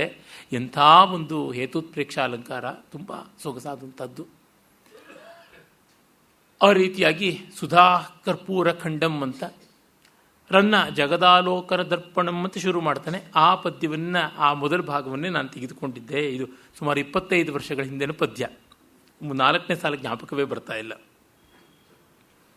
ಇದು ಪೂರ್ವ ದಿಕ್ ಸುಂದರಿಯ ಸಿಂಧೂರ ತಿಲಕವೋ, ಇದು ದೇವೇಂದ್ರನ ಅರಮನೆಯ ಬಂಗಾರದ ಕಲಶವೋ, ಇದು ಐರಾವತದ ಕೊರಲಿನ ಬೆಳ್ಳಿಯ ಗಂಟೆಯೋ, ರಂಭೆಯ ಕನ್ನಡಿಯೋ, ವಿರಹಿಗಳ ಎದೆಗೆ ಬೀಳ್ತಕ್ಕಂಥ ಫಿರಂಗಿಯ ಗುಂಡೋ, ಉಕ್ಕಿನ ಗುಂಡೋ, ಇದು ರತಿಯ ಅಲಂಕಾರ ಸಾಮಗ್ರಿ ಇಟ್ಟಿರ್ತಕ್ಕಂಥ ಪೆಟ್ಟಿಗೆಯೋ, ಮತ್ತು ಚೋರ ಜಾರರು ರಾತ್ರಿ ಹೊತ್ತು ಚಟುವಟಿಕೆ ಇಟ್ಕೊಳ್ಬೇಡಿ ಅಂತ ಯಮ ಡಂಗೂರ ಹೊಡೆಸೋದಕ್ಕೆ ಮಾಡಿರ್ತಕ್ಕಂಥ ನಗಾರಿಯೋ ಎಂಬಂತೆ ಚಂದ್ರಬಿಂಬ ತೋರಿತು ಅಂತ ಹೇಳ್ತಾನೆ. ಆಮೇಲೆ ನಕ್ಷತ್ರವನ್ನೇ ಮತ್ತೆ ವರ್ಣಿಸ್ತಾನೆ. ಕಡಲ ಸಿಡಿವನಿಯೋ ಮೇಘ ವಳಿಯ ತತ್ತಿಗಳು ಪೊಡವಿಯೊಡೆಯನ ನೋಳ್ಪ ಗಗನ ರಂಧ್ರವೋ ಅಲುಗ ಗುಡದಂತೆ ಕೀಳಿಸಿದ ವಜ್ರ ಮೊಡೆಗಳು ನಭದ ಲತೆ ಹಬ್ಬಿಯೊಗದ ನನೆಯು ಕಡು ಹಸಿದೆವೆಂದು ಶಶಿ ಎಲ್ಲಾಚಕೋರಕ್ಕೆ ಕೊಡುವ ಸವಿದುತ್ತುಗಳು ಸಿಡಿವ ಸೀರ್ಮುತ್ತುಗಳು ತಡೆಯದೆ ವಿಚಾರಿಸನೆ ತಾರಾಳಿ ಎಸೆದುವ ಜಗದ ಜನ ನಲಿಯುತ್ತಿರಲು. ಸೂರ್ಯ ದೊಡುಮ್ಮನೆ ಸಮುದ್ರದಲ್ಲಿ ಬಿದ್ದಾಗ ಅಲ್ಲಿಂದ ಹಾರಿ ಎದ್ದಂಥ ಸಮುದ್ರದ ನೀರ ಹನಿಗಳು ನಕ್ಷತ್ರ ಅಂತ. ಇದನ್ನು ಗಂಗಾದೇವಿ ವರ್ಣಿಸ್ತಾಳೆ, ಶ್ರೀಹರ್ಷನೂ ವರ್ಣಿಸ್ತಾನೆ. ಇನ್ನು ಬೆಳ್ಮೋಡಗಳು ಬೀಜಗಳನ್ನು ತಾವು ಮೊಟ್ಟೆ ಇಟ್ಟು ಹೋಗಿವೆಯಾ ಬಂತೆ, ಮೇಘಾವಳಿಯ ತತ್ತಿಗಳು. ಇನ್ನು ಈ ಜಗತ್ಸ್ವಾಮಿಯನ್ನು ಜಗದೀಶ್ವರನನ್ನು ನೋಡೋದಕ್ಕೆ ಆಕಾಶದಲ್ಲಿ ಮಾಡಿಟ್ಕೊಂಡಿರ್ತಕ್ಕಂಥ ರಂಧ್ರಗಳು ಅಂತ. ಅಂದರೆ ಪರಮಾತ್ಮ ಆಕಾಶಕ್ಕೆ ಆಚೆ ಇದ್ದಾನೆ, ಅತ್ಯತಿಷ್ಠ ದಶಾಂಗುಲಂ. ಅವನನ್ನು ನೋಡೋದಕ್ಕೆ ಆಕಾಶದಲ್ಲಿ ತೂತು ಮಾಡ್ಕೋಬೇಕು. ಆ ತೂತುಗಳೇ ಈ ನಕ್ಷತ್ರಗಳ. ಮತ್ತು ಆಕಾಶ ಬೀಳದೇ ಇರಲಿ ಅಂತ ಅದನ್ನು ಎಲ್ಲಿಗೋ ಒಂದಕ್ಕೆ ಹೊಡೆದಿಟ್ಟಂಥ ವಜ್ರದ ಮೊಳೆಗಳ ನಕ್ಷತ್ರಗಳು. ಗಗನಲತೆ ಹಬ್ಬಿ ಹೂ ಬಿಟ್ಟಿರ್ತಕ್ಕಂಥ ಪರಿಯ ಈ ನಕ್ಷತ್ರಗಳು. ಚಕೋರಗಳು ಹಸ್ತಿವೆ ಅಂತ ಚಂದ್ರ ತುತ್ತು ಕೊಡೋದಕ್ಕೆ ಅಂತ ಇಟ್ಟಿರೋದ ಪೂರ್ವದಲ್ಲಿ ಬಂದಂಥದ್ದು. ಹೀಗೆ ಮುತ್ತುಗಳು ಹಾರಿಕೊಂಡಂತೆ ಕಾಣಿಸ್ತಾ ಇದೆ ನಕ್ಷತ್ರಗಳ ಸಮೂಹ ಅಂತ ಕವಿ ವರ್ಣಿಸ್ತಾನೆ. ಈ ರೀತಿಯಾಗಾದ ಮೇಲೆ ನಾವು ಚತುರ್ಥ ಸ್ಥಳಕ್ಕೆ ಬರ್ತೀವಿ. ಇಲ್ಲಿ ಸೂಳೆಗೇರಿ ವರ್ಣನೆ. ಇದಿಲ್ಲದೆ ಕನ್ನಡ ಕಾವ್ಯ ಆಗೋದೇ ಇಲ್ಲ. ಮತ್ತೆ ಇಲ್ಲಿ ಅಪವಾದ ಕುಮಾರವ್ಯಾಸ. ಮಹಾಕವಿ ಎಷ್ಟು ಅಪವಾದವಾಗಿದ್ದಾನೆ. ಪುಣ್ಯವಶಾತ್ ಹರಿಶ್ಚಂದ್ರನನ್ನು ಯಾವ ಸೂಳೆಯರಿಗೂ ಸೇರಿಸೋದಿಲ್ಲ. ಅಷ್ಟರ ಮಟ್ಟಿಗೆ ರಾಘವ ಅಂಕನಿಗೆ ವಿವೇಕ ಇದೆ. ಮತ್ತು ನಾವು ಇನ್ನೂ ಒಂದು ಗಮನಿಸಬೇಕು. ಈ ಕಾಲದಲ್ಲಿ ವೇಶ್ಯಾವಾಟಿ ಇತ್ಯಾದಿ ಅಂದರೆ ನಮಗೆ ಕಾಮಾಟಿಪುರ, ರೆಡ್ ಲೈಟ್ ಏರಿಯಾ ಇದೇ ಬರುತ್ತದೆ. ಆದರೆ ಹಿಂದೆ ಅವು ಸಾಂಸ್ಕೃತಿಕ ಕೇಂದ್ರಗಳಾಗಿದ್ದವು. ವಿವೇಕಿಗಳಾದವರು, ಸಜ್ಜನರಾದವರು ಇರ್ತಾ ಇದ್ದರು. ಎಷ್ಟೋ ಜನ ವೇಶ್ಯಾಕುಲದಲ್ಲಿ ಹುಟ್ಟಿದವರು ಲೋಕಮಂಗಳ ಕಾರ್ಯಗಳನ್ನು ಮಾಡ್ತಾಯಿದ್ರು. ಹಳ್ಳಿಗಳಲ್ಲಿ ಈಗಲೂ ಎಷ್ಟೋ ಕಡೆ ಸೂಳೆಗೆರೆ ಅಂತಕ್ಕಂಥ ಒಂದು ಹೆಸರು ಪ್ರಸಿದ್ಧ. ಯಾವುದೋ ಅಲ್ಲಿದ್ದಂಥ ವೇಶ್ಯೆ ಕೆರೆಯನ್ನು ಕಟ್ಟಿಸಿರೋದು, ಬಾವಿನ ಕಟ್ಟಿಸಿರೋದು, ಈ ಥರದ್ದೆಲ್ಲ ಉಂಟು. ಮತ್ತು ಅವರುಗಳು ಸಂಗೀತ, ನೃತ್ಯ, ಸಾಹಿತ್ಯಾದಿಗಳಲ್ಲಿ ಕೋವಿದರಾಗಿದ್ದರು. ಬಹುಶಾಸ್ತ್ರ ನಿಪುಣೆಯರಾಗಿದ್ದರು. ರಾಜತಾಂತ್ರಿಕ ವ್ಯವಹಾರಗಳಲ್ಲಿ ನುರಿತಿರ್ತಾ ಇದ್ದರು. ಈ ಥರದ್ದಿತ್ತು. ಅವರಿಗೆ ಸಾಮಾಜಿಕವಾದ ಗೌರವ ಸ್ಥಾನ ಇತ್ತು. ಅವ್ರನ್ನ ಮರ್ಯಾದೆಯಿಂದ ಕಾಣ್ತಾ ಇದ್ದರು. ಅದು ಒಂದು ಮಾನಿತವಾದ ವೃತ್ತಿ ಅಂತ ನೋಡ್ತಾ ಇದ್ದರು.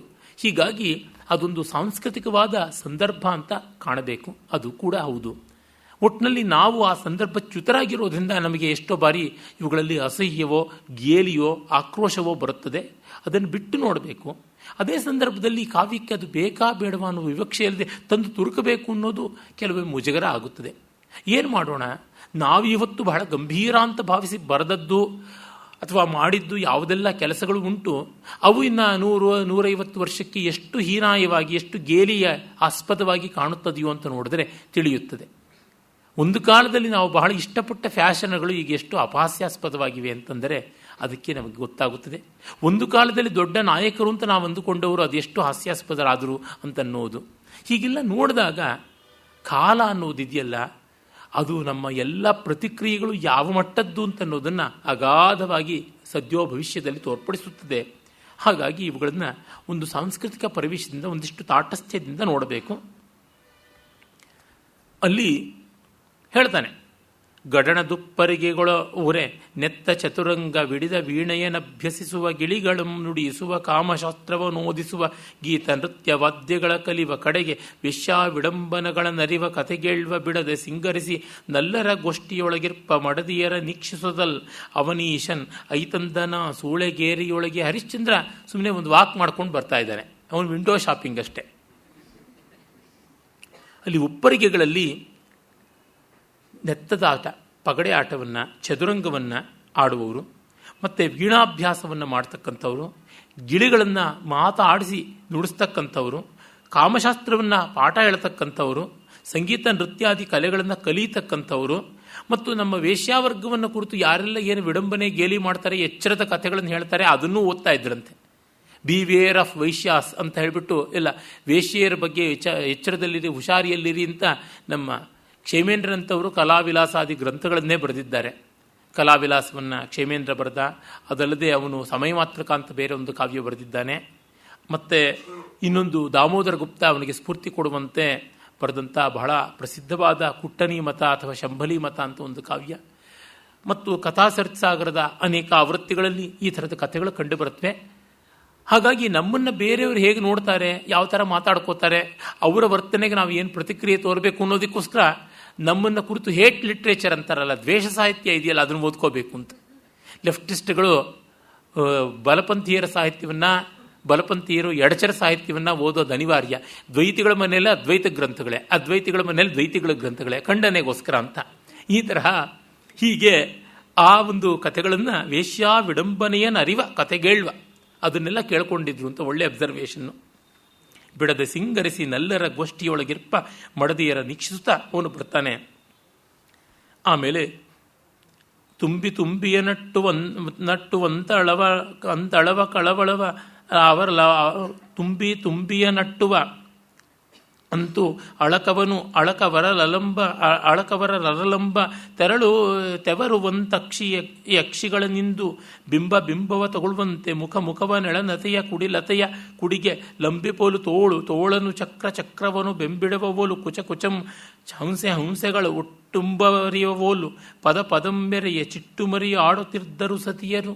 ನೆನ್ನೆ ಹೇಳಿದೆ ಈ ಪದ್ಯವನ್ನೇ, ಚಿಟ್ಟುಮರಿ ಅಂತ. ಚಿಟ್ಟು ಮುರಿಯೋದು ಅಂತಂದರೆ ನೆಟಿಕೆ ಮುರಿಯೋದು ಅಂತ, ದೃಷ್ಟಿ ತೆಗೆಯೋದು ಅಂತ. ಅವರು ದೃಷ್ಟಿಗಳನ್ನು ಪರಸ್ಪರ ತೆಕ್ಕೋತಾ ಇದ್ರಂತೆ. ನಿನ್ನ ಸೌಂದರ್ಯಕ್ಕೆ ನಾನು ದೃಷ್ಟಿ ತೆಗಿತೀನಿ, ನನ್ನ ಸೌಂದರ್ಯಕ್ಕೆ ನೀನು ದೃಷ್ಟಿ ತೆಗಿ ಅಂತ. ಆಗ ತುಂಬಿಯ ನಟ್ಟುವಂತೆ, ದುಂಬಿಯನ್ನು ಅಟ್ಟುಕೊಂಡು ಬರುವಂತೆ ಅವರ ಮುಂಗುರುಳುಗಳು ಹೊಯ್ದಾಡ್ಕೊಂಡು ಬರ್ತಾ ಇತ್ತು. ಅಳಕವು ಆ ದುಂಬಿಗಳ ಗೊಂಚಲಿನ ಹಾಗೆ ಮುಂಗುರುಳು. ಆಮೇಲೆ ಆ ಮುಂಗುರುಳು ಕಣ್ಣಿನ ಮೇಲೆ ಬೀಳ್ತಾ ಇತ್ತು. ತೆರುವಂತೆ ಅಕ್ಷಿಗಳನ್ನು ಕಣ್ಣಿನ ಮೇಲೆ ಬೀಳ್ತಾ ಇತ್ತು, ಆ ಕಣ್ಣುಗಳ ಮೇಲೆ. ಆಮೇಲೆ ಬಿಂಬವ ತಗೊಳ್ಳುವಂತೆ, ತುಟಿಗಳು ಮೇಲೊಂದು ಕೆಳಗೊಂದು ಕೆಂಪಾದ ತೊಂಡೆ ಹಣ್ಣಿನಂತೆ ಆ ಬಿಂಬವ ತಗೊಳ್ಳುವಂತೆ. ಮತ್ತು ಮುಖವನ್ನು ಪರಸ್ಪರ ಮುಖವನ್ನು ಹತ್ತಿರಕ್ಕೆ ತಂದುಕೊಂಡು ಎಳಲತೆಯ ಕುಡಿಲತೆಯ ಕುಡಿಗೆ ಲಂಬಿಪಬೋಲು ತೋಳುಗಳನ್ನು ಬೆಸೆದು ಎಳೆ ಬಳ್ಳಿ ಆಗಿದ್ದಂಥ ನವರಾದ ತೋಳುಗಳು ಬೆಸೆದುಕೊಂಡು ಚಕ್ರವನ್ನು ಬೆಂಬಿಡುವವಳು. ಚಕ್ರ ಅಂದರೆ ಚಕ್ರವಾಕ ಅಂತ. ಅವರ ಸ್ತನಗಳು ಚಕ್ರವಾಕ ಪಕ್ಷಿ ತಲೆ ಸುತ್ತುಕೊಂಡು ಮಲಗಿರುವಂತೆ ರೀತಿ ಇದೆ. ಹಾಗೆ ಅವರು ಹಂಸೆಗಳು ಅಟ್ಟುಂಬರಿವವೋಲು ಪದಂಮೆರೆಯೇ, ಹಂಸೆಯನ್ನು ಬೆನ್ನಟ್ಟಿಕೊಂಡು ಹೋದಂತೆ ಹೆಜ್ಜೆಗಳನ್ನು ಒಳ್ಳೆ ಜಣಜಣ ನೂಪುರದ ಶಬ್ದದಲ್ಲಿ ನವರಾಗಿ ಹಂಸಗತಿ ಅಂತೀವಲ್ಲ ಆ ಥರ ನಡ್ಕೊಂಡು ಹೋಗಿ ಬಂದು ಪರಸ್ಪರ ದೃಷ್ಟಿಯನ್ನು ತೆಗಿತಾ ಇದ್ರು ಅಂತ. ಅಂದರೆ ನಿನ್ನದು ಈ ಸೌಂದರ್ಯ ಈ ಥರ ಇದೆ, ಕೇಶಾದಿ ಪಾದ ಅಂತ ನೋಡಿ.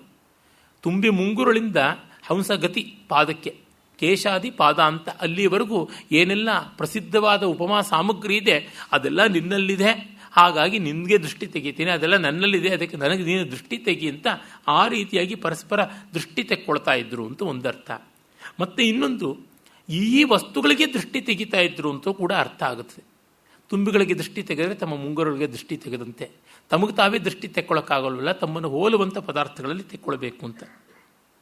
ಆಮೇಲೆ ಮುಡಿಯ ಪರಿಮಳದೊಡನೆ ಮರಿದುಂಬಿಗಳು ಪರಿಯೇ ನಡೆವ ನಟನೆಗಳೊಡನೆ ಹಂಸಗಳು ಜಡಿದು ನುಡಿವ ಚದುರುಗಳೊಡನೆ ಗಿಳಿಗಳು ಒಯ್ಯನೆ ಕುಣಿವ ಕುಜದೊಡನೆ ಕೋಕಂಗಳು ಒಡಲ ಚೆಲುವುಗಳೊಡನೆ ನೋಟಕರ ದಿಟ್ಟಿಗಳು ಬಿಡದೆ ಕೊಲ್ಲಣಿಗೆ ಬರೆದೆಡೆಯಾಡುತ್ತಿರಲಿಂತು ಮಡದಿಯರು ಕೋಲಾಟವಾಡುತ್ತಿದ್ದರು ತೋಳ ಗತಿ ಬಂದ ವಿವರಣೆಯೋಳು.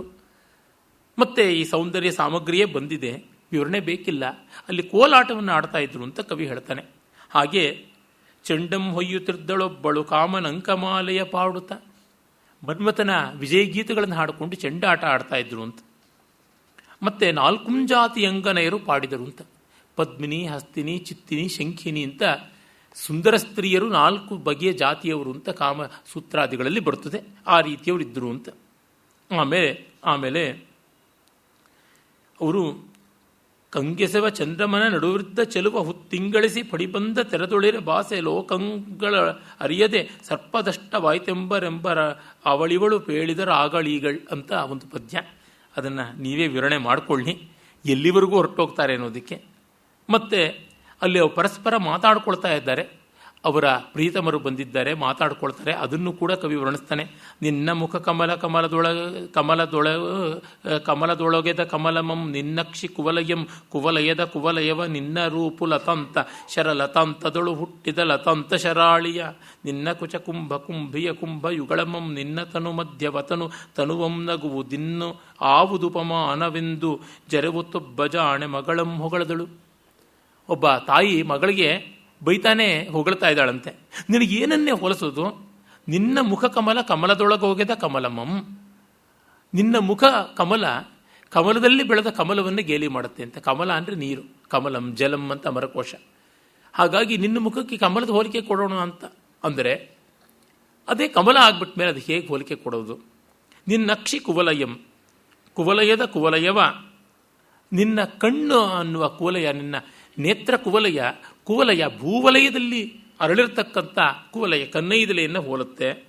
ನಿನ್ನ ರೂಪು ಲತಾಂತ ಶರ ಲತಾಂತ, ನಿನ್ನ ದೇಹ ಅನ್ನುವಂಥ ಒಂದು ಬಳ್ಳಿ ಯಾವುದಿದೆ ಅದು ಶರಲತಾಂತದಳು ಅಂತಂದರೆ ನೀರಿನಲ್ಲಿ ಬೆಳೆದ ಬಳ್ಳಿ, ಅದರೊಳಗೆ ಹುಟ್ಟಿರ್ತಕ್ಕಂಥ ಲತಾಂತ ಶರಾಳಿಯ ಅಂತಂದರೆ ಬಳ್ಳಿಯ ತುದಿಯಲ್ಲಿರ್ತಕ್ಕಂಥ ಹೂವಿನ ಬಾಣ, ಮನ್ಮಥನ ಬಾಣಗಳನ್ನು ಹೋಲುವಂತೆ ಸುಕುಮಾರವಾಗಿರ್ತಕ್ಕಂಥದ್ದು ಲತಾಂತ ಶರ ಅಂತಂದರೆ ಹೂವಿನ ಬಾಣವಾಗಿ ಮಾಡಿಕೊಂಡಿರ್ತಕ್ಕಂಥವನ ಆ ಬಾಣ ಸಮೂಹಕ್ಕೆ ಒಪ್ಪವಾಗ್ತಾ ಇದೆ. ನಿನ್ನ ಸ್ತನ ಮದಕರಿ ಕುಂಭಿಗಳ ಮದ ಕುಂಭಿ ಅಂದರೆ ಆನೆಗಳ ಕುಂಭಸ್ಥಳವನ್ನು ಹೋಲ್ತಾ ಇದೆ. ಹೀಗಿದ್ದಾಗ ಇದಕ್ಕೆ ಅದೇ ಆಗಿಬಿಟ್ಟಿದೆ ಹೋಲಿಕೆ ಅಂತಂದರೆ ಏನನ್ನೋಣ. ಅದರಿಂದ ನಿನಗೆ ಉಪಮಾನ ಯಾವುದು ಅಂತ ಇಲ್ಲಿ ಶಬ್ದ ಪರಿವೃತ್ತಿ ನೋಡಿ. ನಿನ್ನ ಮುಖ ಕಮಲ ಕಮಲದೊಗೆದ ಕಮಲಮಂ ನಿನ್ನಕ್ಷಿ ಕುವಲಯಂ ಕುವಲಯದ ಕುವಲಯವ ನಿನ್ನ ರೂಪು ಲತಾಂತ ಲತಾಂತದೊಳು ಹುಟ್ಟಿದ ಲತಾಂತ ಶರಾಳಿಯ ಈ ಥರದ್ದು ಚಮತ್ಕಾರ ಇದೆಯಲ್ಲ, ಅದು ತುಂಬ ವಿಶೇಷವಾದದ್ದು ಅಂತ. ಒಂದು ಹಂತ ಮೀರಿದ ಮೇಲೆ ಇದು ಸಾಕು ಅಂತ ಅನಿಸುತ್ತದೆ. ಕುಮಾರವ್ಯಾಸ ಇಂಥ ಒಂದಕ್ಕೂ ಹೋಗೋದಿಲ್ಲ, ಆದರೆ ಅದು ಅಷ್ಟು ಓಜಸ್ವಿಯಾಗಿ, ಅಷ್ಟು ಮಹಸ್ವಿಯಾಗಿ, ಯಶಸ್ವಿಯಾಗಿ, ಸೊಗಸಾಗಿ ಕಾಣುತ್ತದೆ. ಆಮೇಲೆ ಚಮತ್ಕಾರದ ಮತ್ತೊಂದು ಪದ್ಯ. ಹಾಡಳೆಲೆ ಗೋಗಿಲೆಯ ದನಿ ಕೆಡುವುದೆಂದು ಮಾತಾಡಳ ಅರಗಿಣಿಯ ಚಪಲತೆ ಕೆಡುವುದೆಂದು ನಡಪಾಡಳ್ ಎಳ ಹಂಸೆಗಳ ನಡೆಯ ಗತಿ ಕೆಡುಗೆಂದು ಮುಸುಡ ದೆರದಂಗಣದಲ್ಲಿ ಆಡಳಿಂದುವಿನ ಸೊಬಗಳಿಗೆಂದು ಮುಡಿಯ ನಲ್ಲಾಡಳ್ ಎಳೆ ನವಿಲ ಚೆಲುವಳಿಗೆಂದು ಕಂದರೆದು ನೋಡಳು ಉತ್ಪಲದ ಸಿರಿ ಅಳಿವುದೆಂದೆನ್ನ ಮಗಳೆಂದು ಒಬ್ಬ ಸತಿ ನುಡಿದಳು. ಇನ್ನೊಬ್ಬ ವೇಶ್ಯೆ ತನ್ನ ಮಗಳ ಬಗ್ಗೆ ಹೇಳ್ಕೊತಾಳೆ. ನನ್ನ ಮಗಳು ಏನೂ ಮಾಡೋಲ್ಲ, ಹಾಡೋಲ್ಲ, ಆಡೋಲ್ಲ, ಕುಣಿಯೋಲ್ಲ, ತುರುಬು ಬಿಚ್ಚಿಕೊಂಡು ಮತ್ತೆ ಅದನ್ನು ಹೆಣ್ಕೊಂಡು ನೀಟಾಗಿ ತಲೆಗೂದೆಲ್ಲ ಅಲಂಕಾರ ಮಾಡ್ಕೊಳ್ಳಲ್ಲ. ಯಾಕೆ ಮಾಡ್ಕೊಳ್ಳಲ್ಲ ಅಂತಂದರೆ ಬೇರೆಯವ್ರಿಗೆ ತೊಂದರೆ ಆಗುತ್ತೆ ಅಂತ. ಯಾಕೆಂದರೆ ಅವಳು ಹಾಡ್ತಾಳೆ ಅಂತಂದರೆ ಕೋಗಿಲೆಗೆ ಗಂಟ್ಲು ನೋವು ಬಂದ್ಬಿಡುತ್ತಂತೆ, ಅಯ್ಯೋ ನನ್ನ ಕೊರಳು ಚೆನ್ನಾಗಿಲ್ಲ ಅಂತ. ಇನ್ನು ಅವಳು ಮಾತಾಡ್ತಾಳೆ ಅಂದರೆ ಗಿಣಿಗೆ ಬಂತು ಗಂಟ್ಲ ಬೇನೆ. ಮತ್ತು ಅವಳು ನಡೆದ್ರೆ ಹಂಸಗಳು ತಾವು ಕುಸ್ತು ಬೀಳುತ್ತವೆ ಪಾಪ. ಇನ್ನು ಅವಳು ಅಂಗಳಕ್ಕೆ ಬಂದರೆ ಚಂದ್ರ ನಾಚಿಕೊಂಡು ಬಿಡ್ತಾನೆ, ಅದಕ್ಕೆ ಅವಳು ಅಂಗಳಕ್ಕೂ ಬರೋಲ್ಲ. ಇನ್ನು ಅವಳು ಮುಡಿ ಬಿಚ್ಚಿದರೆ ಸೋಗೆ ನವಿಲು ಗರಿ ಬಿಚ್ಚಿಕೊಂಡಿದ್ದು ಮುಚ್ಚಿಕೊಂಡು ಹಾಳು ಮಾಡ್ಕೊಳ್ಬೇಕಾಗತ್ತೆ, ಸೊಗಸಿಲ್ಲ ಅಂತ. ಇನ್ನು ಅವಳು ಎಲ್ಲರೂ ನೋಡಿದ್ರೆ ಕನ್ನೈದಿಲೆ ನಾಚಿಕೊಂಡು ಬಿಡುತ್ತೆ, ಅದಕ್ಕೆ ಅವಳು ನೋಡೋದು ಇಲ್ಲ, ಒಳಗಡೆ ಕೂತಿದ್ದಾಳೆ ಅಂತ. ನೋಡಿ, ಏನೂ ಅಲ್ಲದ ಸಾಮಗ್ರಿಗೆ ಏನು ಹೈಪ್ ಕೊಟ್ಟು ಮಾರಬಹುದು ಅಂತ. ಇದು ಕವಿಗಳಿರಬೇಕಷ್ಟೇನೆ ಯಾವ ಸಾಮಗ್ರಿಯನ್ನು ಮಾರಬಹುದು. ಆಮೇಲೆ ಮತ್ತೊಬ್ಬಳು ಕುಂಟಲಗಿತ್ತಿ ಮುದಿಸೂಳೆ ಹುಲಿಮರಿಗೆ ಬೇಂಟೆಯಂ ಕಲಿಪಂತೆ ಕಲಿಸಿದಳು. ಮಗಳಿಗೆ ಹೇಳ್ತಾ ಇದ್ದಾಳಂತೆ, ನೆರೆದ ಮಿಂಡರೊಳ ಅಧಿಕ ಒಡಲ ನಿಕ್ಕು, ನೆರೆದ ಮಿಂಡರೊಳ್ ಅಧಿಕದೊಡಲ ನಿಕ್ಕು ಬೋಸರಿಸಿಕೊಳ್ಳೊತ್ತೆಯಂ ತೆಗೆದವನರ್ಥಮಂ ತಿರಿದುಣ್ಣಿಸುವನವನ್ ಒಲಿವಾಳಂತೆ ಮುನಿದು ಮುದ್ದಿಸಿ ಜರೆದು ಕಾಲ್ಬಿಡುವುದು, ಹುರುಳಿಸುವುದು ಅಳುವುದು ಬೊಳಗಾದ ಹವಣರಿದು ಮುರಿಗೊಂಡು ಒಬ್ಬನೊಳಿರದೆಂದು ಹಣದಿಂಬು ಒಬ್ಬನೊಳಿರದೆಂದು ತರುವಲಿಗೆ ಕಲಿಸಿದಳು ಮುದಿಸುವಳೆ ಹುಲಿಮರಿಗೆ ಬೆಂಟೆಯಂ ಕಲಿಸುವಂತೆ. ಯಾವ ಥರ ಇರಬೇಕು ಅಂತ ಹೇಳ್ತಾಳೆ. ನೀನು ತುಂಬ ಮೈಯನ್ನು ಪ್ರದರ್ಶನ ಮಾಡಬೇಕು. ಅಧಿಕದ ಒಡಲನ್ ಇಕ್ಕು ನೆರೆದ ಮಿಂಟರೊಳು. ಆಮೇಲೆ ಒತ್ತೆಯಂ ತೆಗೆದುಕು. ಅವ್ರ ಹತ್ರ ನೀನು ಎಲ್ಲವನ್ನ ಅಡವಾಗಿಟ್ಕೋಬೇಕು. ಎಷ್ಟೋ ಜನ ಸಂಗೀತಗಾರ ರಾಗಗಳನ್ನೆಲ್ಲ ಅಡವಾಗಿಟ್ಟಿದ್ರು ಅಂತ ಕೇಳಿದ್ದೀವಿ ನಾವು. ಯಾವ ಕವಿಗಳು ಛಂದಸ್ಸನ್ನು ಅಡವಾಗಿಟ್ಟಿದ್ದು ಕೇಳಿಲ್ಲ. ಅದೊಂದು ಒಳ್ಳೆ ಕಲ್ಪನೆ, ಯಾರಾದರೂ ಮಾಡ್ಕೊಳ್ಬಹುದು. ಆಮೇಲೆ ಅವರ ದುಡ್ಡನ್ನು ಜೋಪಾನ ಮಾಡ್ತೀವಿ ಅಂತ ಹೇಳಿಬಿಟ್ಟು ಅದನ್ನು ನುಂಗಬೇಕು. ಆಮೇಲೆ ಮುನಿದು ಮುದ್ದಿಸಿ ಜರಿದು ಕಾಲ್ಬಿಡುವುದು. ಅವ್ರ ಜೊತೆ ಮುನಿಸ್ಕೊಳ್ಬೇಕು, ಮುದ್ದಿಸ್ಕೊಳ್ಬೇಕು, ನಯ ಭಯ ಎಲ್ಲ ತಂತ್ರಗಳನ್ನು ಮಾಡಬೇಕು. ಆಮೇಲೆ ಹವಣೆರಿದು ಗೋಣ್ಮುರಿಗೊಂಡು ಆಯವನ್ನು ನೋಡಿ ಅವರ ಕುತ್ತಿಗೆ ಮುರಿದು ಹಣದ ಇಂಬು ಅನುಕೂಲ ಎಲ್ಲಿರುತ್ತದೋ ಅಲ್ಲಿ ಇರಬೇಕು, ಅದು ಒಬ್ಬರಲ್ಲಿರೋಲ್ಲ. ಹಣದ ಇಂಬು ಒಬ್ಬನೋಳು ಇರದೆಂದು, ಒಬ್ಬರಲ್ಲೇ ದುಡ್ಡಿರುತ್ತೆ ಅಂತ ಅಂದ್ಕೋಬೇಡ, ಅನೇಕರನ್ನು ನೋಡ್ಕೋಬೇಕು ಅಂತ ಪಾಠ ಕಲಿಸ್ತಾ ಇದ್ದಳಂತೆ. ಈ ಥರದ್ದೆಲ್ಲ ಗಹನ ಗಂಭೀರವಾದ ವಿಶ್ವವಿದ್ಯಾಲಯದ ಚಟುವಟಿಕೆಗಳು ನಡೀತಾ ಇದ್ವು ಅಲ್ಲಿ ಅಂತ ಗೊತ್ತಾಗುತ್ತದೆ.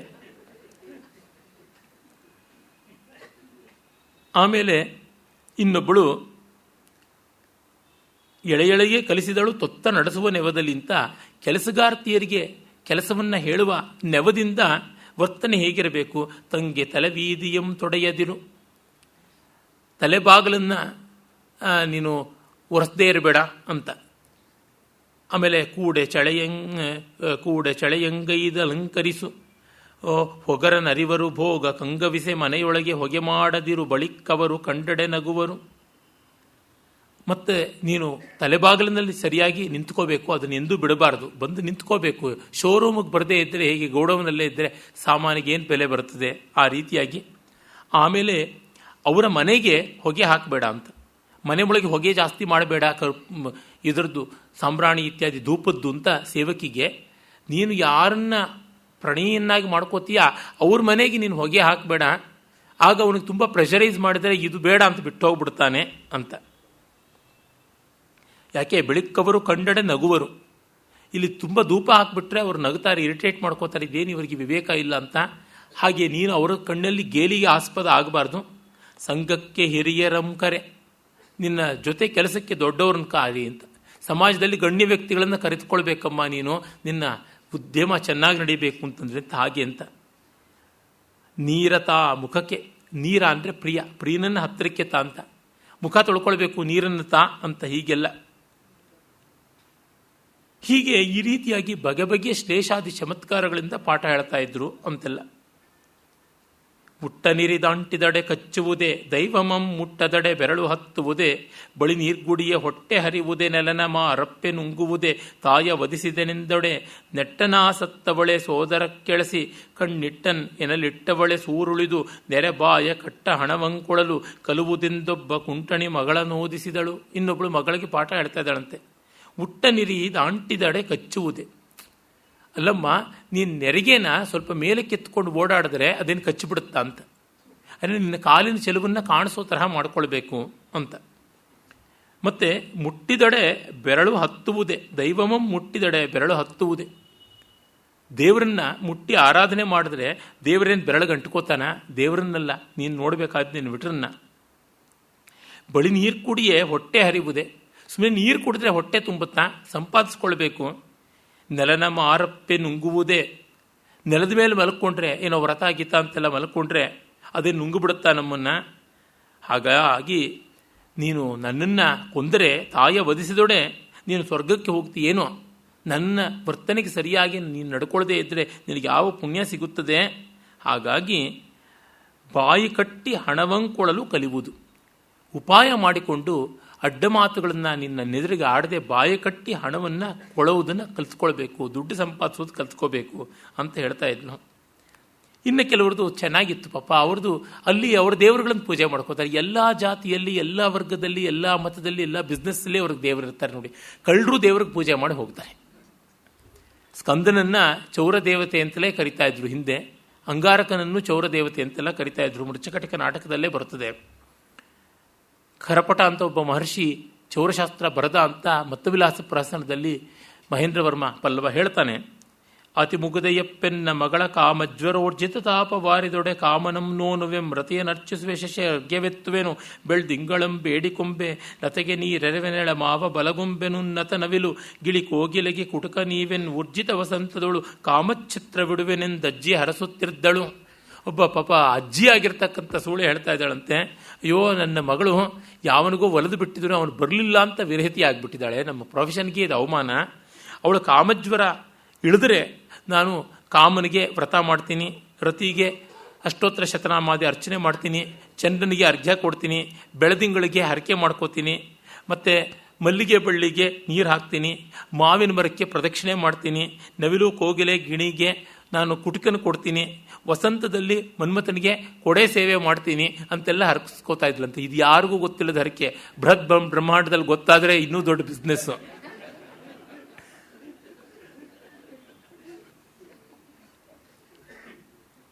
ಆಮೇಲೆ ಇನ್ನೊಬ್ಬಳು ಪಾಪ ವಯಸ್ಸಾದವಳು, ಆದರೆ ಹೊಟ್ಟೆಪಾಡು ನಡೀಬೇಕಲ್ಲ, ಚಿಕ್ಕ ವಯಸ್ಸಿನವಳು ಅಂತ ಮೇಕಪ್ ಮಾಡಿಕೊಂಡು ಸಿದ್ಧ ಆಗಿದ್ದಾಳೆ. ಮಸಿಗಪ್ಪಡವ ನಡೆಸಿ ತುರುಬಿಟ್ಟು ನೆರೆದಲೆಗೆ ಮುಸುಕಿಟ್ಟು ಬಿದ್ದ ಪೆರ್ಮೊಲೆಗಳಿಗೆ ರವಕೆಯಂ ಸಸಿನೆ ಬಿಗಿದವೆಯಿರ್ದ ಕಣ್ಗೆ ಕಾಡಿಗೆ ಎಚ್ಚಿಸದೆ ಸೊಪ್ಪ ಅಣಲೊಡಲಿಸಿ ಮುಸುಡುಗಾಣದ ತೆರದಿ ಹಿಂದೆ ಸೊಡರಿಟ್ಟು ನೆರೆ ನಸಿದರಾಗದಿ ಕೊಳೆತ ಹಾಡ ಬಗುಳುತ ಗಂಡು ಬೆಸರು ಸುಳಿಯಲ್ಕೆ ಬಾರೆನ್ನಾಣೆ ಎಂಬ ಮುದು ಪಾರೆ ಪಾರಿರ್ದಳೊಂದೆಸೆಯೋಳು. ಪಾಪ ತಲೆಗೆ ಮಸಿಯನ್ನು ಹಚ್ಕೊಂಡ್ಲಂತೆ. ಆಗೆಲ್ಲ ಹೇರ್ ಡೈ ಇರಲಿಲ್ವಲ್ಲ. ಆದರೆ ಪದ್ಮಪ್ರಾಭೃತಕ ಅದಕ್ಕಿಂತ ಹೆಚ್ಚಾಗಿ ಶಾಮಿಲಕನ ಪಾದತಾಡಿತಕದಲ್ಲಿ ಹೇರ್ ಡೈ ಮಾಡ್ಕೊಳ್ಳೋದು ಇತ್ತು ಅಂತ ಗೊತ್ತಾಗುತ್ತೆ. ಸಂಸ್ಕೃತ ಸ್ವಲ್ಪ ಅಡ್ವಾನ್ಸ್ಡ್, ಹೇರ್ ಡೈ ಎಲ್ಲ ಇತ್ತು. ನೀಲಿ ಅಂತ ಒಂದು ಬಣ್ಣ ಹಚ್ಕೋತಾ ಇದ್ರು ಅಂತೆಲ್ಲ ಗೊತ್ತಾಗುತ್ತದೆ. ಆಮೇಲೆ ಅವಳು ಬತ್ತಿದ ಎದೆಗೆ ಬಟ್ಟೆಗಳನ್ನೆಲ್ಲ ತುರುಕಿಕೊಂಡು ರವಿಕೆನ ಬಿಗಿದು ಕಣ್ಣಿಗೆ ಕಾಡಿಗೆಯನ್ನು ಚೆನ್ನಾಗಿ ಹೆಚ್ಚಿಸಿ ತುಂಬ ಸೊಗಸಾಗಿ ಹೂವಿನ ಅಲಂಕಾರ ಮಾಡಿಕೊಂಡು ತನ್ನ ಹಿಂದೆ ದೊಡ್ಡ ದೀಪ ಇಟ್ಟು ಆ ದೀಪದ ಬೆಳಕು ತನ್ನ ಬೆನ್ನಿಗೆ ಬಿದ್ದಾಗ ತನ್ನ ಮುಖ ಕಾಣಿಸೋದಿಲ್ಲ ಸ್ಪಷ್ಟವಾಗಿ. ಹಾಗಾಗಿ ಮುಸುಡು ಗಾಣದ ತೆರದಿ ಹಿಂದೆ ಸೊಡರಿಟ್ಟು, ನೋಡಿ ಅದು ಎಂಥ ಟೆಕ್ನಿಕ್. ಅವ್ರ ಕಣ್ಣಿಗೆ ಬೆಳಕು ಕಾಣುತ್ತೆ ಹೊತ್ತು ಮುಖ ಕಾಣಲ್ಲ, ಆಕಾರ ಕಾಣುತ್ತೆ, ಆಕಾರ ಚೆನ್ನಾಗಿ ತೋರುತ್ತೆ. ನೆರೆದಸಿದ ರಾಗದಿ ಯಾವುದೋ ಒಂದು ಮಧುರವಾದ ರಾಗವನ್ನು ಗುನುಗಿಕೊಂಡು ಕೊಳೆತ ಹಾಡ ಬಗುಳುತ್ತ ಯಾವುದೋ ಕಿತ್ತೋಗಿರೋ ಹಳೇ ಕಾಲದ ಅಜ್ಜಿ ಹಾಡನ್ನ ಹಾಡಿಕೊಂಡು ಗಂಡು ಹೆಸರು ಸುಳಿದ್ರೆ ಸಾಕು, ಬಾ ನೀನು ಬರದೇ ಇದ್ರೆ ನನ್ನಾಣೆ ಅಂತ ಹೇಳ್ಬಿಟ್ಟು ಅಂತ ಇದ್ಲಂತೆ. ನಗು ಕಾಣುತ್ತೆ. ಪಾಪ ಅವಳ ಬದುಕಿನ ದುರ್ಭರತೆಯೂ ಕೂಡ ಗೋಚರವಾಗುತ್ತದೆ. ಎಷ್ಟು ಕಠೋರವಾದ ಜೀವನ ಸತ್ಯ ಅಂತಕ್ಕಂಥದ್ದು. ಹೀಗೇನೆ ಬೀಭತ್ಸದ ಒಂದು ಚಿತ್ರಣವನ್ನು ಕೊಡ್ತಾನೆ. ಆಮೇಲೆ ಇವುಗಳನ್ನೆಲ್ಲ ನೋಡಿಕೊಂಡು ಅವನು ಬರ್ತಾನೆ. ಹಾಗೆ ಬರ್ತಾ ಇದ್ದಂತೆ ಪ್ರಭಾತವಾಗುತ್ತದೆ. ಅದರ ಮುಂದಿನ ಚಿತ್ರಣ, ಅದನ್ನು ನಾವು ನೋಡ್ತೀವಿ. ಇಲ್ಲಿ ಒಬ್ಬಳು ಪಾಪ ಮದನ ದಶಾವಸ್ಥೆಗಳಲ್ಲಿ ಸಿಕ್ಕಾಕೊಂಡಿದ್ದಾಳೆ. ಆ ಟೆಕ್ನಿಕಲ್ ಆದ ಒಂದು ಪದ್ಯ, ಅದರಿಂದ ಈ ಹೊತ್ತಿನ ಉಪನ್ಯಾಸವನ್ನು ಮುಗಿಸೋಣ. ಅಳಪಿ ನೋಡದಡೊಂದು ಚಿಂತಿಸಿದಡೆರಡು ಸುಯಿ ಮೊಳೆಯ 3 ಜ್ವರಂ ತೋರಿದೊಡೆ 4 ಮೆಯ್ಯಳು ಉಲು 5 ಬಿಡಲಾರು ವಿಕಳವೆಡೆಗೊಳಲೇಳು ಕಡು ಮೌನಮಂ ತಳೆಯಲ್ 8 ಅತಿ ಮೂರ್ಛೆ ಮೂಡಲ್ 9 ತನು ಒಳಿಯ ಹತ್ತಿವು ದಶಾವಸ್ಥೆ ಇವರ್ ಅಂದಮಂ ತಿಳಿಯ ಕೇಳೆಂದೊಬ್ಬ ಕಡುಜಾಣೆ ಹೇಳಿ ಬೋಳೈಸಿದಳು ಬಾಲಕಿಯನು. ನೋಡಮ್ಮ, ಮನ್ಮಥ ದಶಾವಸ್ಥೆಗಳು ಅಂತ ಇರುತ್ತೆ, ನೀನು ಇದಕ್ಕೆ ಸಿಕ್ಕಾಕೋಬೇಡ, ಬೇರೆ ಒಂದು ಸಿಕ್ಕಾಕ್ಸು, ಅದು ಹಿಂಗಿರುತ್ತೆ, ಅದು ಸ್ಟೆಪ್ ಬೈ ಸ್ಟೆಪ್ ಈ ತರಹ. ಅಳಿಪಿ ನೋಡದೊಡೊಂದು ದೃಷ್ಟಿ ಸಂಗಮ ಅಂತ ಒಂದು ಪ್ರಥಮ ಮನ್ಮಥ ದಶಾವಸ್ಥೆ. 10 ದಶಾವಸ್ಥೆಗಳಲ್ಲಿ ಒಂದು ದಶಾವಸ್ಥೆ ಅಂದರೆ 10 ಅವಸ್ಥೆಗಳು. ಅದರೊಳಗೊಂದು ದೃಷ್ಟಿ ಸಂಗಮ, ಅವರನ್ನೇ ಮತ್ತೆ ನೋಡಬೇಕು ಅಂತ ಅನಿಸ್ಬಿಟ್ರೆ ಅದು ಒಂದು. ಚಿಂತಿಸಿದೊಡೆ 2 ಚಿಂತನೆ, ಅವ್ರ ಬಗ್ಗೆ ಆಲೋಚನೆ ಮಾಡಿದ್ರೆ 2 ಮನಸ್ಸಂಗಮ ಅಂತ. ಸುಯಿ ಮೊಳೆಗೆ ಉಸ್ಸಂತ ಅನಿಸಿದ್ರೆ ಆಗ ಅದು ಸಂಕಲ್ಪ ಅಂತ ಕರೀತಾರೆ, ಅದು 3ನೇದು. ಜ್ವರಂ ತೋರಿದೊಡೆ 4 ಜ್ವರ ಬಂದರೆ 4. ಮೈ ಇಳುಹಲ್ ಮೈ ಸೊರಗೋಗಿದ್ರೆ ಅದು ಊಟಮಂ ಬಿಡಲ್ ಮೈ ಇಳುಹಲ್ 5 ಊಟಮಂ ಬಿಡಲ್ 6. ಊಟ ಮಾಡ್ತಾ ಇದ್ರೂ ಮೈ ಇಳಿದೋಗುತ್ತೆ ಚಿಂತೆಯಿಂದ, ಆಗ 4 5 ಆಯಿತು. ಮತ್ತು ಊಟವೂ ಬೇಡ ಅಂತ ಬಿಟ್ಟುಬಿಟ್ಟಾಗ ಭೋಜನ ವಿಷವಾಯಿತೆ ಅಂತ ಬಿಟ್ಟಾಗ 6. ವಿಕಳಗೊಳಲ್ 7 ಹುಚ್ಚುಚ್ಚಾಗಿ ಮಾತಾಡೋಕ್ಕೆ ಶುರು ಮಾಡಿದ್ರೆ 7. ಕೃಷತ್ವ ಅರತಿ ಹ್ರೀತ್ಯಾಗ ಕಡು ಮೌನವಾಗಿ ಸ್ತಬ್ಧತೆ ಬಂದುಬಿಡುತ್ತದೆ, ಅದು 8. ಅತಿ ಮೂರ್ಛೆ ಅಂದರೆ ಮೂರ್ಛೆಯೇ, ಅದು 9. ಅಳಿಯೆ ಸಾವು ಬಂದಾಗ 10 ಪ್ರಳಯ ಅಥವಾ ಮರಣ ಅಂತ ಕರೀತಾರೆ. ದೃಷ್ಟಿ ಸಂಗಮ, ಮನಸ್ಸಂಗಮ, ಸಂಕಲ್ಪ, ಜಾಗರ, ಕೃಷತ್ವ, ಅರತಿ, ಹೃತ್ಯಾಗ, ಉನ್ಮಾದ, ಮೂರ್ಛ, ಮರಣ ಅಂತ. ಇದು ಇನ್ನೊಂಥರ ಇಚ್ಛಾ, ಉತ್ಕಂಠ, ಅಭಿಲಾಷ, ಚಿಂತಾ, ಸ್ಮೃತಿ, ಗುಣಸ್ತುತಿ, ಉದ್ವೇಗ, ಪ್ರಲಾಪ, ಉನ್ಮಾದ, ವ್ಯಾಧಿ ಅಂತ ಬೇರೊಂದು. ಯಾವುದೊಂದು ಪಟ್ಟಿನೂ ಒಂದರ ಜೊತೆಗೆ ಇನ್ನೊಂದು ಹೋಲುವುದಿಲ್ಲ. ಒಟ್ಟಿನಲ್ಲಿ ಇದೊಂದು ಟೆಕ್ನಿಕಲ್ ಆದ ಡಯಾಗ್ನೋಸಿಸ್. ಆ ಕಾರಣದಿಂದ ಅದನ್ನು ನಾನು ಹೇಳಿದ್ದೀನಿ. ಮತ್ತು ಅವಲ್ಲಿ ಕುಡಿಯೋರು ಬೇಕಾದಷ್ಟಿದ್ರು, ಕುಡಿದಂತಹ ವೇಶ್ಯೆಯರಿದ್ದರು, ಅದರ ವರ್ಣನೆಯನ್ನು ಮಾಡ್ತಾನೆ. ಕಳ್ಳಂಗಡಿಯ ವರ್ಣನೆ ಮಾಡಬೇಕು ಅಂತ ಅದು ಒಂದು 24 ವರ್ಣನೆಗಳಲ್ಲಿ ಒಂದು ಪಂಪಾದಿಗಳೆಲ್ಲ ಬೇಕಾದಷ್ಟು ಮಾಡಿದ್ದಾರೆ. ಅದರ ಒಂದು ಪದ್ಯ, ಅದನ್ನು ನೋಡಿ ಬೇಗ ಈ ವೇಶ್ಯಾವಾಟಿಯನ್ನು ಬೀಳ್ಗೊಟ್ಟು ಬೇಟೆಯ ಕಡೆಗೆ ನಾವು ಹೋಗೋಣ. ಬೇಟೆಯನ್ನಂತೂ 2 ಆಶ್ವಾಸ ವಿಸ್ತರಿಸ್ತಾನೆ. ಅದನ್ನು ನಾಳೆ ನೋಡೋಣ. ನಮಸ್ಕಾರ.